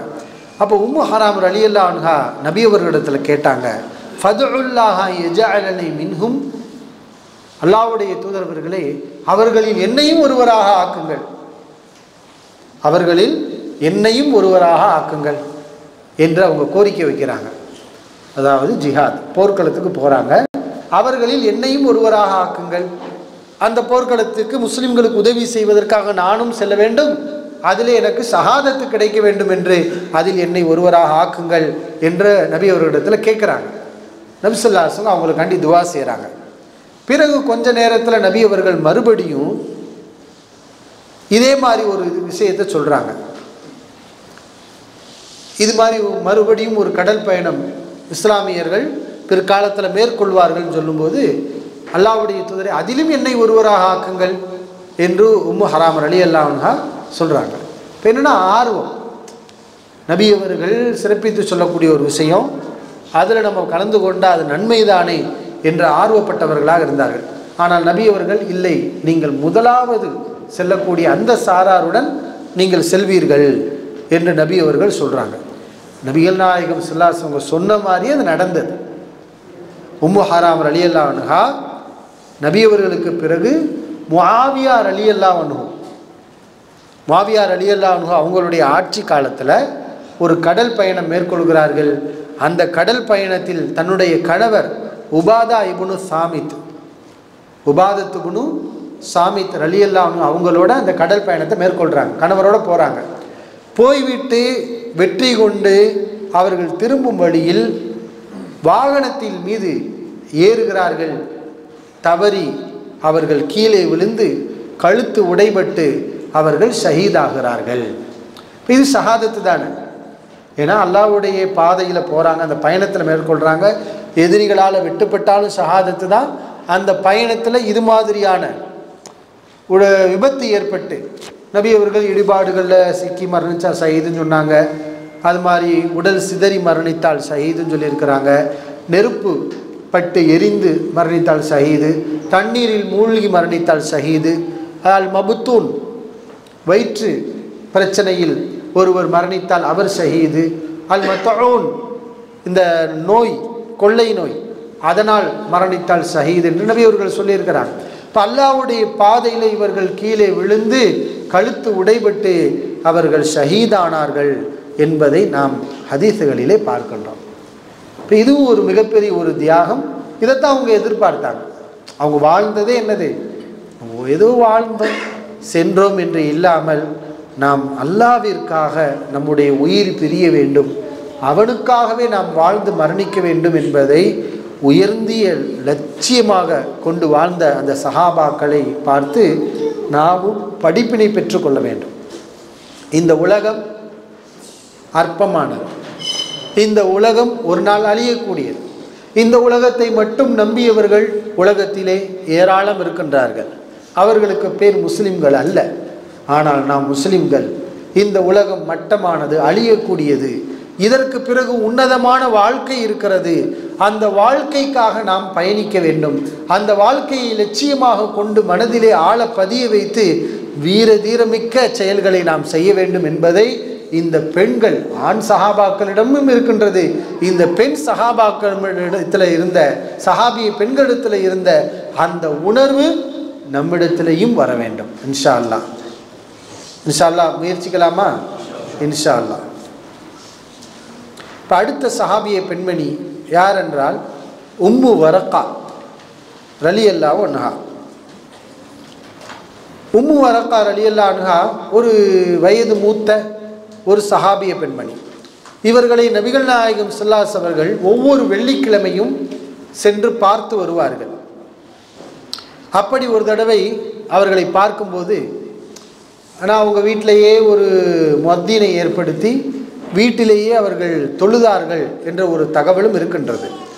இப்போ நபிகள் நாயகம் ஸல்லல்லாஹு அலைஹி வஸல்லம் உம்மு வரக்கா ரலியல்லாஹு அன்ஹா கேட்குறாங்க, அல்லாஹ்வின் தூதர் அவர்களே, பத்ர் போர் நடக்கும்போது உம்மு வரக்கா ரலியல்லாஹு அன்ஹா நபி அவர்கள்ட்ட கேட்குறாங்க, அல்லாஹ்வின் தூதர் அவர்களே, உங்களோட நானும் புறப்பட்டு வருகிறேன், வந்து உங்களுடைய நோயாளிகளுக்கு நான் மருத்துவம் பார்க்கிறேன், உங்களில் காயம்பட்டவர்களுக்கு நான் மருத்துவம் செய்கின்றேன். அல்லாஹ் நாடினால் இந்த போர்க்களத்திலே எனக்கு அவன் ஷஹாதத்தை வழங்கலாம் அல்லவா? அதாவது ஷஹாதத் என்பது ஆசைப்படணும். அந்த மக்கள் எப்படி இருந்திருக்கிறாங்க, எனக்கு ஷஹாதத்து கிடைக்கணும். ஷஹாதத்துல என்ன? மரணம். ஷஹாதத் என்பது என்னது? மரணம். மரணம் என்றால் கொடிய மரணம், சாதாரண மரணம் அல்ல. ஷஹாதத்னா என்னன்னு விளங்கிக்கிறணும். ஷஹாதத் என்றால் மரணம், அந்த மரணம் என்ன? கொடிய மரணம். என்ன? எதிரி அடிப்பான், வெட்டு மரணிப்போம், அல்லது வேறு விதமாக கூட மரணிக்கலாம். அந்த மரணம் எனக்கு வேண்டும் என்று சொன்னார். காரணம் என்ன? அல்லாஹ்வுடைய வார்த்தை, ஷஹீதுகள் மௌத்தானவர்கள் அல்ல, அவர்கள் சுவனத்திலே பறவையின் வயிற்றுக்குள் அவர்களுடைய உயிர்கள் செலுத்தப்பட்டு மனித வடிவில் இல்லாமல் பறவையின் வடிவில் சுவனச் சோலைகளில் அங்கும் இங்குமாக அவர்கள் சுற்றி மகிழ்ச்சியுடன் களிப்புடன் இருப்பார்கள். அல்லாஹ் ரப்புல் ஆலமீன் சொல்கிறான் அல்லவா, அல்லாஹ்வுடைய அரிசுக்கு கீழாக அந்த பறவைகள் வந்து தங்க கூடுகளில் தங்கும். அப்படிப்பட்ட அந்த உயர்ந்த அந்தஸ்து வேண்டும் என்று ஆசைப்பட்டுத்தான் இந்த பெண்ணும் நபி அவர்களிடத்தில் கேட்குறாங்க, அல்லாஹ் நாடினால் அங்கே எனக்கு அல்லாஹ் ஷஹாதத்தை கொடுக்கலாம் அல்லவா, எனவே உங்களோடு வருவதற்கு எனக்கு அனுமதி கொடுங்கள் என்று அவங்க கேட்குறாங்க. அப்போது நபி அவர்கள் சொன்னாங்க, வயசான பெண்மணி, கர்ரி, இல்லை உம்மு வரக்கா, நீங்கள் வீட்டிலேயே இருங்கள். ஃபைன்னல்லாஹ அஸ்ஸ வஜல் யுஹ்தி யஹ்தி லக ஷஹாதா, நிச்சயமாக மாண்பும் வலிமை மிக்க அல்லாஹ் உங்களுக்கு ஷஹாதத்தை வழங்குவான். இது நபி அவர்களுடைய ஒரு முன்னறிவிப்பு தான். நீங்கள் ஷஹாதத்தை கேட்குறீங்க, அந்த ஷஹாதத்தை அல்லாஹ் உங்களுக்கு வழங்குவான். நீங்கள் இந்த போருக்கு வந்தால் தான் அது கிடைக்குன்னு நினைக்காதீங்க, வீட்டிலேயே இருங்க, உங்களுக்கு அந்த ஷஹாதத்து கிடைக்கும் என்று சொல்கிறாங்க ரசூலுல்லாஹி ஸல்லல்லாஹு அலைஹி வஸல்லம். இப்போ நபி அவர்கள் சொன்ன மாதிரி உம்மு வரக்கா ரலியல்லாஹு அன்ஹா ஷஹீத் ஆகிறாங்க. எப்படி ஆகிறாங்கன்னா, அவங்க வீட்டில் 2 அடிமைகள் இருந்தாங்க. அந்த 2 அடிமைகளும் உம்மு வரக்கா ரலியல்லாஹு அன்ஹா அவங்களுடைய முகத்தில் துணியை போட்டு அவர்களுக்கு மூச்சு திணறலை ஏற்படுத்தி அவர்களை கொலை செய்துவிட்டு தப்பி ஓடிவிட்டார்கள். 2 அடிமைகள். அப்படி அவர்கள் கொலை செய்யப்படுகிறார்கள். இந்த தகவலை அறிந்த உமர் இப்னுல் கத்தாப், அவங்க தான் அடுத்த ஆட்சி ஹலீஃபாவாக இருக்கிறாங்க. அப்போ உமர் இப்னுல் கத்தாப் குற்றவாளிகளை பிடித்து வந்து அவர்களுக்கு தண்டனை கொடுத்தார்கள். அப்போது உமர் இப்னுல் கத்தாப் அவர்கள் சொன்னார்கள், மக்களிடத்தில் எழுந்தவர்கள் ஆற்றிய உரை, மக்களே, அல்லாஹ்வின் தூதர் ஸல்லல்லாஹு அலைஹி வஸல்லம் அவர்கள் இந்த உம்மு வரக்கா ரலியல்லாஹு அன்ஹா அவர்களை அடிக்கடி வந்து சந்திக்கக்கூடியவர்களாக இருந்தார்கள். இன்தலுகு நஸூரு ஷஹீதா, செல்லுங்கள், நாம் ஷஹீதாவை சந்தித்து வருவோம் என்று சொல்லுவார்கள். ஷஹீதா, ஷஹீதாவனா உம்மு வரக்காவை தான் நபி அவர்கள் ஷஹீதா என்று சொல்கிறார்கள். அது நபி அவர்களுடைய முன்னறிவிப்பை போல் அவர்கள் ஷஹீதாக்கப்படுகிறார்கள். இப்போ இது எப்படி ஷஹீதாகும் என்றால், ஒரு முஸ்லிம் அநியாயமான முறையில் கொலை செய்யப்பட்டால் அவர் ஷஹீது தான். மன் குத்தில தூன மாலிஹி ஃபஹுவ ஷஹீத். ஒருவர் தன்னுடைய செல்வத்துக்காக கொலை செய்யப்படுகிறார். நம்ம போய்கிட்டு இருக்கிறோம், நம்ம பொருளை ஒருத்தர் திருடிட்டான், அவன் வந்து திருடிட்டு போகும்போது நம்மளை கொலை பண்ணிட்டு போயிட்டான், குத்திட்டு திருடிட்டு போயிட்டான், அல்லது அவனோட சண்டை போடுறோம், அந்த சண்டையில் நமக்கு மரணம் வருகிறது, நாம் கொலை செய்யப்படுகிறோம். மார்க்கம் என்ன சொல்கிறது? இது சாதாரண மரணம் அல்ல, இது ஷஹீது. ஒம்மன் குத்தில தூன ஐரவைஹி, தன்னுடைய மானத்துக்காக ஒருவன் கொலை செய்யப்பட்டால் அவனும் ஷஹீது என்ற நபிகள் நாயகம் ஸல்லல்லாஹு அலைஹி வஸல்லம் அவர்கள் கூறியிருக்கிறாங்க. அப்படிப்பட்ட ஒரு ஷஹீதாவாக நாம் உம்மு வரக்கா ரலியல்லாஹு அன்ஹா அவரை பார்க்குறோம். அவர்களுக்கு இருந்த அந்த ஆர்வம், ஆசை, எப்படி சஹாபிய இளைஞர்களுக்கெல்லாம் ஆசை இருந்தது, போர்க்களத்துக்கு நாங்களும் வரலாமா அப்படின்னு கூட கேட்டாங்க. சில பேரை நபி அவர்கள் திருப்பி அனுப்பி விட்டாங்க, உங்களுக்கெல்லாம் வயசு பத்தாது, இன்னும் பக்குவம் அடையலை, திருப்பி அனுப்பி விட்டாங்க. மறுபடியும் வந்து, அல்லாஹ்வின் தூதரவர்களே, எங்களுக்கு வயசாயிடுச்சு, நாங்கள் போர்க்களத்தில் கலந்து கொள்கிறோம் என்றெல்லாம் அவங்க ஆர்வப்பட்டாங்க. இப்போ அது மாதிரி ஆர்வமுள்ள பெண்களும் இருந்திருக்கிறார்கள், சஹாபியாக்களும் இருந்திருக்கிறாங்க. அப்போ இந்த சஹாபிய பெண்கள் உம்மு வரக்கா ரலியல்லாஹு அன்ஹா அவர்களுடைய ஆர்வத்தையும் தைரியத்தையும் இங்கே பார்க்கின்றோம். அடுத்து 1-2 நபித்தோழியர்கள் தான் இருக்கிறாங்க, அவங்களையும் நம்ம படிச்சிருவோம் இன்ஷா அல்லாஹ் இருக்கக்கூடிய நேரத்தில். அஸ்மா பின்த் அபிபக்கர் ரலியல்லாஹு அன்ஹு அவர்களை பற்றி நம்ம என்ன செய்யணும்? அறிஞ்சுக்கணும். ஏன்னா அவங்க சாதாரணமானவங்க கிடையாது. அல் குர்ஆனில் அல்லாஹ் அஸ்ஸாபிகூனல் அவ்வலூன்னு சொல்கிறான் இல்லையா, முந்தி சென்றவர்கள். சாபிக், இஸ்லாமிய மார்க்கத்தில் முந்தியவர்கள், ஆரம்ப காலத்தில் இஸ்லாத்தை ஏற்றுக்கொண்டவங்களுக்கு தனிச்சிறப்பு இருக்குது. எல்லோரும் ஒன்றும் கிடையாது. சஹாபாக்கள் எல்லோரும் இஸ்லாத்தை ஏற்றுக்கிட்டாங்க, எல்லோரும் ஒரே தரமானு கேட்டால் இல்லை. சாபிகூனல் அவ்வலூன், முதலாம் முதலாவதில் வந்தவர்கள், இஸ்லாத்தை ஏற்றவர்கள், முந்தியவர்கள், நன்மையில் முந்தியவர்கள். அப்படி அந்த ஆரம்ப காலகட்டத்தில் இஸ்லாத்தை ஏற்றுக்கொண்ட ஒரு சிறுமியாக இருந்து, அந்த இடத்துல இவங்க சிறுமி தான், அஸ்மா பின்த் அபிபக்கர் சித்தீக் ரலியல்லாஹு அன்ஹு. எப்படி அபூபக்கர் சித்திக் ரலியல்லாஹு அவங்களிடத்தில் இருந்த உயர்ந்த ஈமானை போன்ற உயர்ந்த ஈமான் அஸ்மா ரலியல்லாஹு அன்ஹா அவர்களிடத்திலையும் இருந்தது. அஸ்மா ரலியல்லாஹு அன்ஹா யாருடைய மனைவி? ஜுபைர் இப்னுல் அவ்வாம் ரலியல்லாஹு அன்ஹு அவர்களுடைய மனைவி. ஜுபைர் யாரு? நபி ஸல்லல்லாஹு அலைஹி வஸல்லம் மாமி மகன். இப்போ அஸ்மா ரலியல்லாஹு அன்ஹா வந்து ஆயிஷா ரலியல்லாஹு அன்ஹுடைய அக்கா இல்லையா, சகோதரி. அப்போ நபி அவர்களுக்கு அஸ்மா ரலியல்லாஹு அன்ஹா என்ன வேணும்? ஒவ்வொரு ஊர்லேயும் ஒவ்வொரு இது சொல்லுவாங்க இல்லையா. சரி, மனைவியுடைய உடன் பிறந்த சகோதரி. அவங்களுடைய மனைவி ஜுபைர்னு சொன்னால் அப்போ நபி அவர்களுக்கு அவர் யார்? சகல.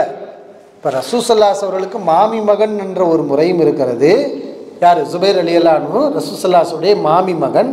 அதே மாதிரி தன்னுடைய சகலை, ஒரே வீட்டில் பெண்ணெடுத்தவர்கள் என்ற ஒரு நெருக்கமும் வருகின்றது. அஸ்மா ரலியல்லாஹு அன்ஹா, ஜுபைர் ரலியல்லாஹு அன்ஹு, இந்த ரெண்டு கணவன் மனைவி பார்த்தீங்கன்னா அவ்வளவு அன்பான கணவன் மனைவி. ரொம்ப ஏழ்மையில் இருந்திருக்கிறாங்க. கணவனுடைய கடமைகளை செய்வதில் அவ்வளவு பக்குவப்பட்டவர்கள் அஸ்மா ரலியல்லாஹு அன்ஹா. ரொம்ப கஷ்டமான வேலைகளை எல்லாம் செஞ்சுருக்கிறாங்க. ஜுபைர் ரலியல்லாஹு அன்ஹு குதிரை வளர்த்தாங்க. அந்த குதிரைக்கு தேவையான தானியங்கள், அந்த பேரித்தம்பள கொட்டைகளை எல்லாம் நீண்ட நெடிய தூரத்திலிருந்து எடுத்து அதை தலையிலேயே சுமந்து நடந்தே வருவாங்க. யாரு? அஸ்மா ரலியல்லாஹு அன்ஹா. அப்போது ஒரு முறை நபி ஸல்லல்லாஹு அலைஹி அதை பார்த்துட்டு, நீங்கள் இதில் ஏறுங்களேன், இந்த ஒட்டகத்தில் நீங்கள் ஏறிக்கோங்க, நான் உங்களை கூட்டிகிட்டு வரேன் அப்படின்ட்டு சொன்னாங்க. அஸ்மா ரலியல்லாஹு அன்ஹா இல்லை நான் மாட்டேன்ட்டு வந்துட்டாங்க. வீட்டுக்கு வந்து கணவர் ஜுபைர் ரலியல்லாஹு அன்ஹு அவங்கள்ட்ட சொன்னாங்க, இந்த மாதிரி நான் கஷ்டப்படுறதை பார்த்து ரசூலுல்லாஹி ஸல்லல்லாஹு அலைஹி அவர்கள் அவங்களுடைய வாகனத்தில் என்னை ஏறிக்கிற சொன்னாங்க.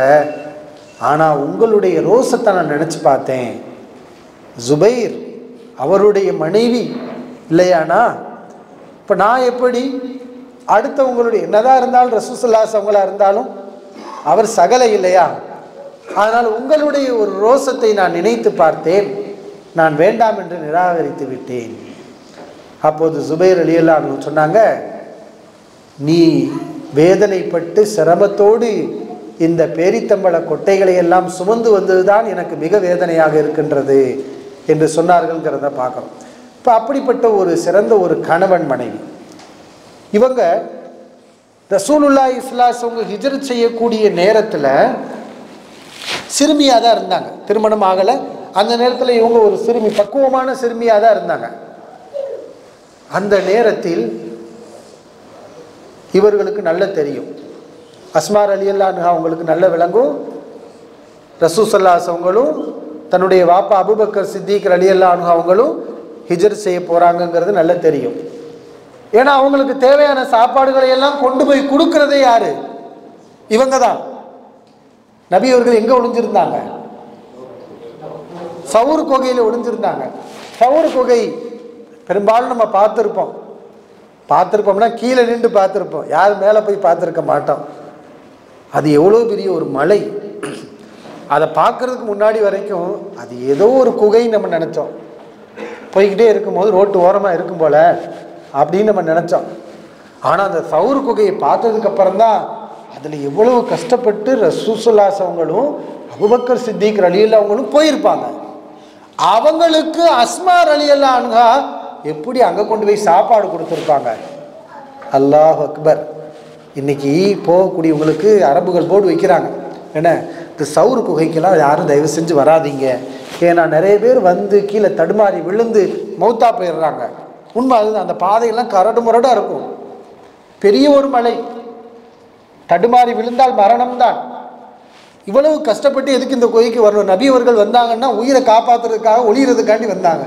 நீங்கள் இங்கே வர்ற நேரத்தில் பேசாமல் ஹரம் ஷரீஃபில் தொழுவீங்கன்னா உங்களுக்கு அதிகமான நன்மை கிடைக்கும்னு சொல்கிறாங்க. அது உண்மைதான், அது சரிதான். அது அவங்க உயிரை காப்பாற்றுறதுக்காண்டி அங்கே போனாங்க.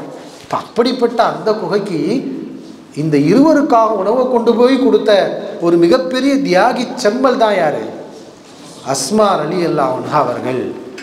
இப்போ அவங்க வீட்டுக்கு அபூஜஹல் வர்றான். ஏன்னா நபி அவர்கள் தப்பிச்சிட்டாங்கன்னு அவனுக்கு தெரிஞ்சிருச்சு. அபூஜஹல் அஸ்மா ரலியல்லாஹு அவங்க வீட்டுக்கு வர்றான்.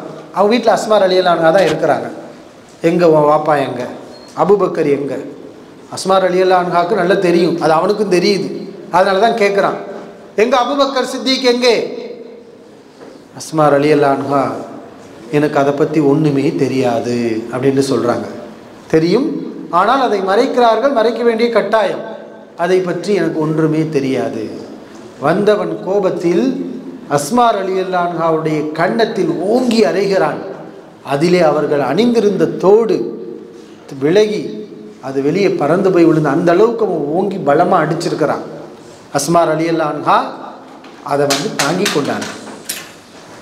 இப்படித்தான் அந்த அதாவது இள வயதில் எப்படிப்பட்ட ஒரு பக்குவம் பாருங்களேன். அதாவது இளவயது பெண் சிறுமியாக இருக்கிறாங்க, ஆனால் அந்த ஈமானும் எவ்வளோ பெரிய பக்குவம், உறுதி, மன உறுதி. அவனுடைய அடிக்கு பயப்படலை, அவனுடைய உருட்டலுக்கும் மிரட்டலுக்கும் அவங்க அசரவில்லை. தன்னுடைய லட்சியத்தில் அவங்க குருதியாக இருந்தாங்க. எப்படிப்பட்ட பிள்ளைகளை பெற்றெடுத்து வளர்த்திருக்கிறார் அபூபக்கர் சித்திக் ரலியல்லாஹு அன்ஹு அவர்கள். நபி அவர்கள் பயணம் போகும்போது கூட அவங்களுக்கு தேவையான உணவுகளை கட்டி கொடுத்தவர்கள் யார்? அஸ்மா ரலியல்லாஹு அன்ஹா. அவங்களுக்கு அந்த உணவுகளை கட்டுறதுக்கு கயிறு இல்லை. அந்த நேரத்தில் அஸ்மா ரலியல்லாஹு அன்ஹா என்ன செய்கிறாங்க, கயிறு ஏதாவது ஒன்று வேணுமேன்னு சொல்லி தன்னுடைய ஆடையின் ஒரு பகுதியை கிழித்து அதை இரண்டாக கிழித்து அதை அந்த உணவுக்குரிய கயராக கட்டி காரியத்தை கச்சிதமாக முடித்தார்கள். அந்த நேரத்தில் தான் நபி அவர்கள் அஸ்மா ரலியல்லாஹு அன்ஹாவலை தாத்து நித்தாகைனி, இரண்டு கட்சிகளை உடையவர், இரண்டு கயிறுகளை உடையவர் என்ற ஒரு பெயரை சூட்டினார்கள் என்பதை நம்ம பார்க்குறோம். இப்படி அஸ்மா ரலியல்லாஹு அன்ஹா அவர்களுடைய பங்களிப்பை நாம் நிறைவாக சொல்லலாம். அல்ஹம்துலில்லாஹ், அதிகமான பங்களிப்பு. இன்னும் சொல்லப்போனால் ஹிஜ்ரத் செய்து வந்தவுடன் இஸ்லாத்தில் பிறந்த முதல் குழந்தையை பெற்றெடுத்தவர்கள் இவர்கள். இவர் ஹிஜ்ரத் பண்ணும்போதே கர்ப்பிணியாக தான் ஹிஜ்ரத் பண்ணாங்க. மதீனாவுக்கு போனாங்களே, வயிற்றில் குழந்தையோடு தான் ஹிஜ்ரத் பண்ணி போனாங்க. முஸ்லிம்களுக்கு எதிராக எதிரிகள் பரப்பிவிட்ட ஒரு மூட நம்பிக்கையை தகர்த்தெறிந்தவர்கள். அந்த ஹிஜ்ரத்தில் அவர்களுக்கு அப்துல்லா என்ற குழந்தை பிறக்கின்றது.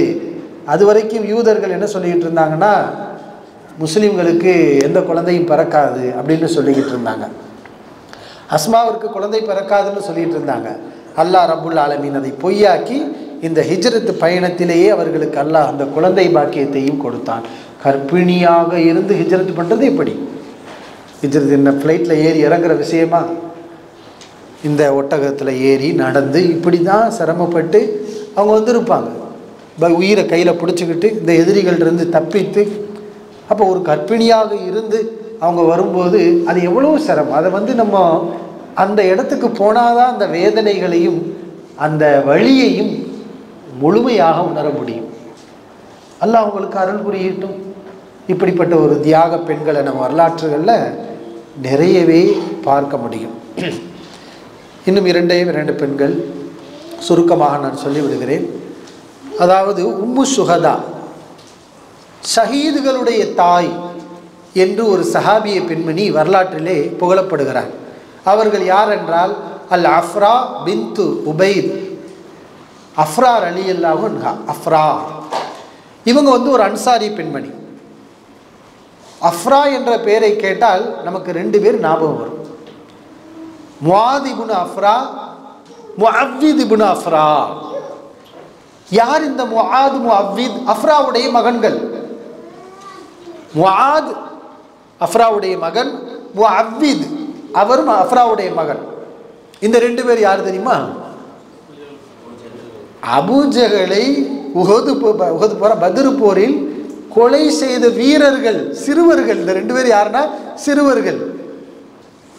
பத்ர் போர்க்கல்ல அவ்வளவு பெரிய இந்த அபூஜஹலை கொலை செய்து வீழ்த்தியவர்கள். அந்த போர்க்களத்தில் கூட இந்த ரெண்டு பேரும் சஹாபாக்களுக்கு பக்கத்தில் நின்றாங்க. பக்கத்திலேயே அந்த பெரிய சஹாபாக்கள் இந்த 2 பேரும் விசாரிச்சுக்கிட்டே இருந்தாங்களாம். இதில் அபூஜஹல் யார்? அந்த பெரிய இந்த 2 பேரும் பக்கத்தில் இருந்த அந்த சஹாபிக்கு கொஞ்சம் அவமானம் வேற. அவமானம்னா என்ன? நம்ம ஒரு பெரிய ஆளாக இருக்கு, நமக்கு பக்கத்தில் இந்த சின்ன பிள்ளைங்க நிற்கிறாங்களே அப்படின்னு சொல்லி அந்த ஹதீஸை சொல்லக்கூடிய சஹாபியை அப்படி தான் ஆரம்பிக்கிறாங்க அந்த சம்பவத்தை. இப்போ இவங்க கேட்டுக்கிட்டே இருந்தாங்க, அபூஜஹல் யார்? அதை எதுக்குப்பா நீங்கள் கேட்குறீங்க? அவன் அல்லாஹ்வுடைய தூதர் ரசூலுல்லாஹி ஸல்லல்லாஹு அலைஹி அவர்களை ஏசி இருக்கிறான். அவனை நாங்கள் கண்டால் ஒன்று எங்கள் கதை முடியணும் அல்லது அவன் கதை முடியணும். இப்படிப்பட்டு பேசிய வீரர்கள் அதே மாதிரி அபூஜஹல் கடந்து செல்லும் போது காட்டுகிறார்கள், இவன் தான் அபூஜஹல் என்று சொன்னவுடன் இந்த 2 சிறார்களும் வாளை ஏந்தி கொண்டு சென்று அபூஜஹலை வீழ்த்தினார்கள். அபூஜஹல் இப்படித்தான் கொலை செய்யப்பட்டான். இந்த 2 சிறுவர்கள், அந்த 2 சிறுவர்களை பெற்றெடுத்த அந்த தாய் தான் யார்? அஃப்ரா ரலியல்லாஹு அன்ஹா. அந்த மகன்களுக்கு எப்படிப்பட்ட வீரத்தை இவர்கள் ஊட்டி இருப்பார்கள். இவர்களே சுஹதாவுடைய தாய், சுஹதாக்களுடைய ஷஹீதுகளுடைய தாய் என்று சொல்லப்படுகிறது. என்றால் இவர்களுக்கு மொத்தம் 7 குழந்தை, 7 குழந்தைகளும் ஷஹீதானது. இந்த 2 பேரும் ஷஹீதானார்கள். 7 குழந்தைகளும் அதற்கு பிறகு நடந்த போர்க்களங்களிலும் அவர்கள் ஷஹீதானார்கள். எனவேதான் ஷஹீதுகளை பெற்றெடுத்த தாய் என்ற ஒரு சிறப்பு அஃப்ரா ரலியல்லாஹு அன்ஹா அவர்களுக்கு சொல்லப்படுகின்றது. அல்லாஹ் அவர்களுக்கு அருள் புரியட்டும். இறுதியாக நாம் பார்க்கக்கூடிய தலை சிறந்த ஒரு சஹாபிய பெண்மணி, தியாக செம்மல் ஆத்திகா பின்த் ஸெய்த், ஸெய்துடைய மகள் ஆத்திகா ரலியல்லாஹு அன்ஹா. இவர்கள் ஒரு குறைஷி. இவர்களுடைய தியாகம் என்னன்னா, அல்லாஹ் இவர்களுக்கு எப்படிப்பட்ட ஒரு சிறப்பை வழங்குகிறான் என்று பாருங்கள். ஆனால் உலகத்தில் என்ன செய்வாங்கன்னா, இதை ஒரு குறையாக பேசுவாங்க. இவர்களுக்கு ஒன்றுக்கு பின்னால் ஒன்று, அதாவது ஒரு கணவர் ஷஹீதான பிறகு இன்னொரு கணவர் என்று மொத்தம் 4 கணவர்கள். 4 கணவர்களும் ஷஹீதானார்கள். இந்த மாதிரி ஒரு பெண்ணு உலகத்தில் இருந்தால் இந்த உலகம் எப்படி பார்க்கும்? தயவு செஞ்சு இந்த பெண்ணை மட்டும் யாரும் கல்யாணம் முடிச்சிடாதீங்க, அவ்வளவுதான்.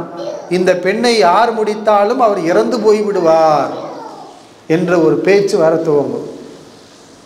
ஆனால் அது அவர்களுக்கு சிறப்பு தான். இவர்களுடைய கணவர்கள் எல்லாம் ஷஹீதாகிறாங்க.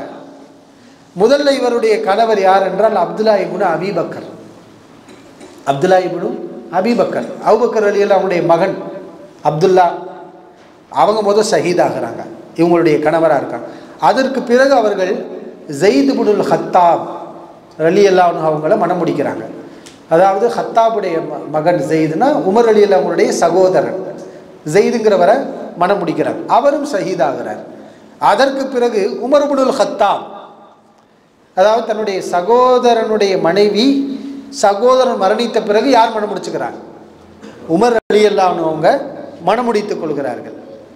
உமர் ரலியல்லாஹு அன்ஹு அவங்களும் ஷஹீதாகிறாங்க. எப்போ? இந்த அவங்களுடைய கடைசி காலத்தில் இந்த இருக்கு இல்லையா, தொலை போகும்போது அபு லுஆங்கிற ஒரு மஜூசி கூர்வாளை 2 கூர்முனை கொண்ட கூர்வாளால் குத்தி கொலை செய்வான். அப்படி ஷஹீதாகிறாங்க. அதற்கு பிறகு அவர்களை ஜுபைர் இப்னுல் அவ்வாம், நம்ம ஏற்கனவே பார்த்தோம் இல்லையா, ஜுபைர் ரலியல்லாஹு அன்ஹு அவர்கள் மணம் முடிக்கிறார்கள். ஆத்திகா ரலியல்லாஹு அன்ஹா அவர்களை ஜுபைர் ரலியல்லாஹு அன்ஹு அவர்களும் ஷஹீதாகிறார்கள். இப்போ ஒரு பெண்ணுடைய மனநிலை எப்படி இருக்கும்? ஒரு கணவனோடு வாழ்கிறார்கள், அந்த கணவனுடன் அன்பாக இருக்கிறார்கள். அந்த கணவன் திடீரென்று ஷஹீதாகிறார். இன்னொரு கணவன் அதற்கு பிறகு அமைகிறார், அவருடன் அன்பாக இருக்கிறார்கள், அவரும் ஷஹீதாகிறார். இப்போ இது ஒரு கதை அல்ல, கற்பனை அல்ல. இதை வேதனையாகவோ ரோதனையாகவோ அவங்க எடுத்துக்கொள்ளலை. இதை பெரும் பெரும் பாக்கியம். என் கணவர் ஷஹீத், என் பிள்ளை ஷஹீத், என் மகன் ஷஹீத். இதுதான் அந்த சஹாபிய பெண்களுடைய பெருமிதமாக மகிழ்ச்சியாக இருந்தது. ஒரே ஒரு சம்பவம். உம்மு ஹாரிசா ரலியல்லாஹு அன்ஹா ரசூலுல்லாஹி ஸல்லல்லாஹு அலைஹி வஸல்லம் வர்றாங்க. அல்லாஹ்வின் தூதர் அவர்களே, என் மகன் ஹாரிசா பத்ரிலே கொலை செய்யப்பட்டு விட்டார், ஷஹீதாக்கப்பட்டு விட்டார். அவருடைய நிலை என்ன? அவருக்கு சொர்க்கம் இருக்கும் என்றால் நிச்சயமாக நான் இதை பொறுத்து கொள்கிறேன், எனக்கு சொல்லுங்கள். நபி அவர்கள் சொன்னார்கள், யா உம்ம ஹாரிசா, ஹாரிசாவுடைய தாயே, இன்னஹா ஜினானுன் ஃபில் ஜின்னா, இன்னஹா ஜினானுன் ஃபில் ஜன்னா, சொர்க்கத்திலே பல சொர்க்கங்கள் இருக்கிறது, பல ரகங்கள் இருக்கிறது. முதல் ரகம், இரண்டாவது ரகம் என்று பல ரகங்கள், வகைகள் இருக்கின்றது, தரங்கள் இருக்கிறது. வ இன்ன இப்னகி அஸாபல் ஃபிர்தௌஸல் அலா, உன்னுடைய மகன் சொர்க்கத்திலே உயர்ந்த சொர்க்கமான ஜன்னத்துல் ஃபிர்தௌஸை பெற்றிருக்கிறார் என்று சொன்ன பிறகுதான் அந்த தாய் அமைதியாக சென்றார். இப்போ அதற்கு பிறகு அவங்களிடத்தில் ஒரு அதிருப்தியோ எந்த விதமான ஒரு வார்த்தை எதுவுமே இல்லை. ஏன்? என் மகன் இலக்கை அடைந்து விட்டான், அவ்வளவுதான், அவன் சொர்க்கவாசி ஆகிவிட்டான். இப்போ இதுதான் சஹாபிய பெண்களுடைய இலட்சியமாகவும் இலக்காகவும் இருந்தது. அல்லாஹ் அவர்கள் அனைவருக்கும் அருள் புரியட்டும். அவர்களை போன்ற ஒரு வீரத்தையும் தியாக மனப்பான்மையும் நமக்கும் நம்முடைய பிள்ளைகளுக்கும், குறிப்பாக நம்முடைய பிள்ளைகளுக்கு நாம் ஒரு முடிவெடுக்கணும். இந்த மாநாட்டுடைய ஒரு மறுமலர்ச்சியாக நம்முடைய பிள்ளைகளுக்கு இந்த சஹாபிய பெண்களை பற்றி, சஹாபாக்களை பற்றிய தகவல்களை எல்லாம் கொண்டு சேர்க்கணும். ஏன்னா இது ஈமான். இந்த சஹாபி இப்படி வாழ்ந்தார், இந்த சஹாபி இதை செய்தார், பைருஹா சொன்னவுடன் அபு தல்ஹா நம்முடைய ஞாபகத்துக்கு வரணும். இப்படி நம்முடைய பிள்ளைகளுக்கு இதன் மூலமாக ஈமானிய கல்வியை நாம் போதிப்போமாக. வாஹிரு தாவானா அல்ஹம்துலில்லாஹி ரப்பில் ஆலமீன். அஸ்ஸலாமு அலைக்கும் வரஹ்மத்துல்லாஹி வபரகாத்துஹு.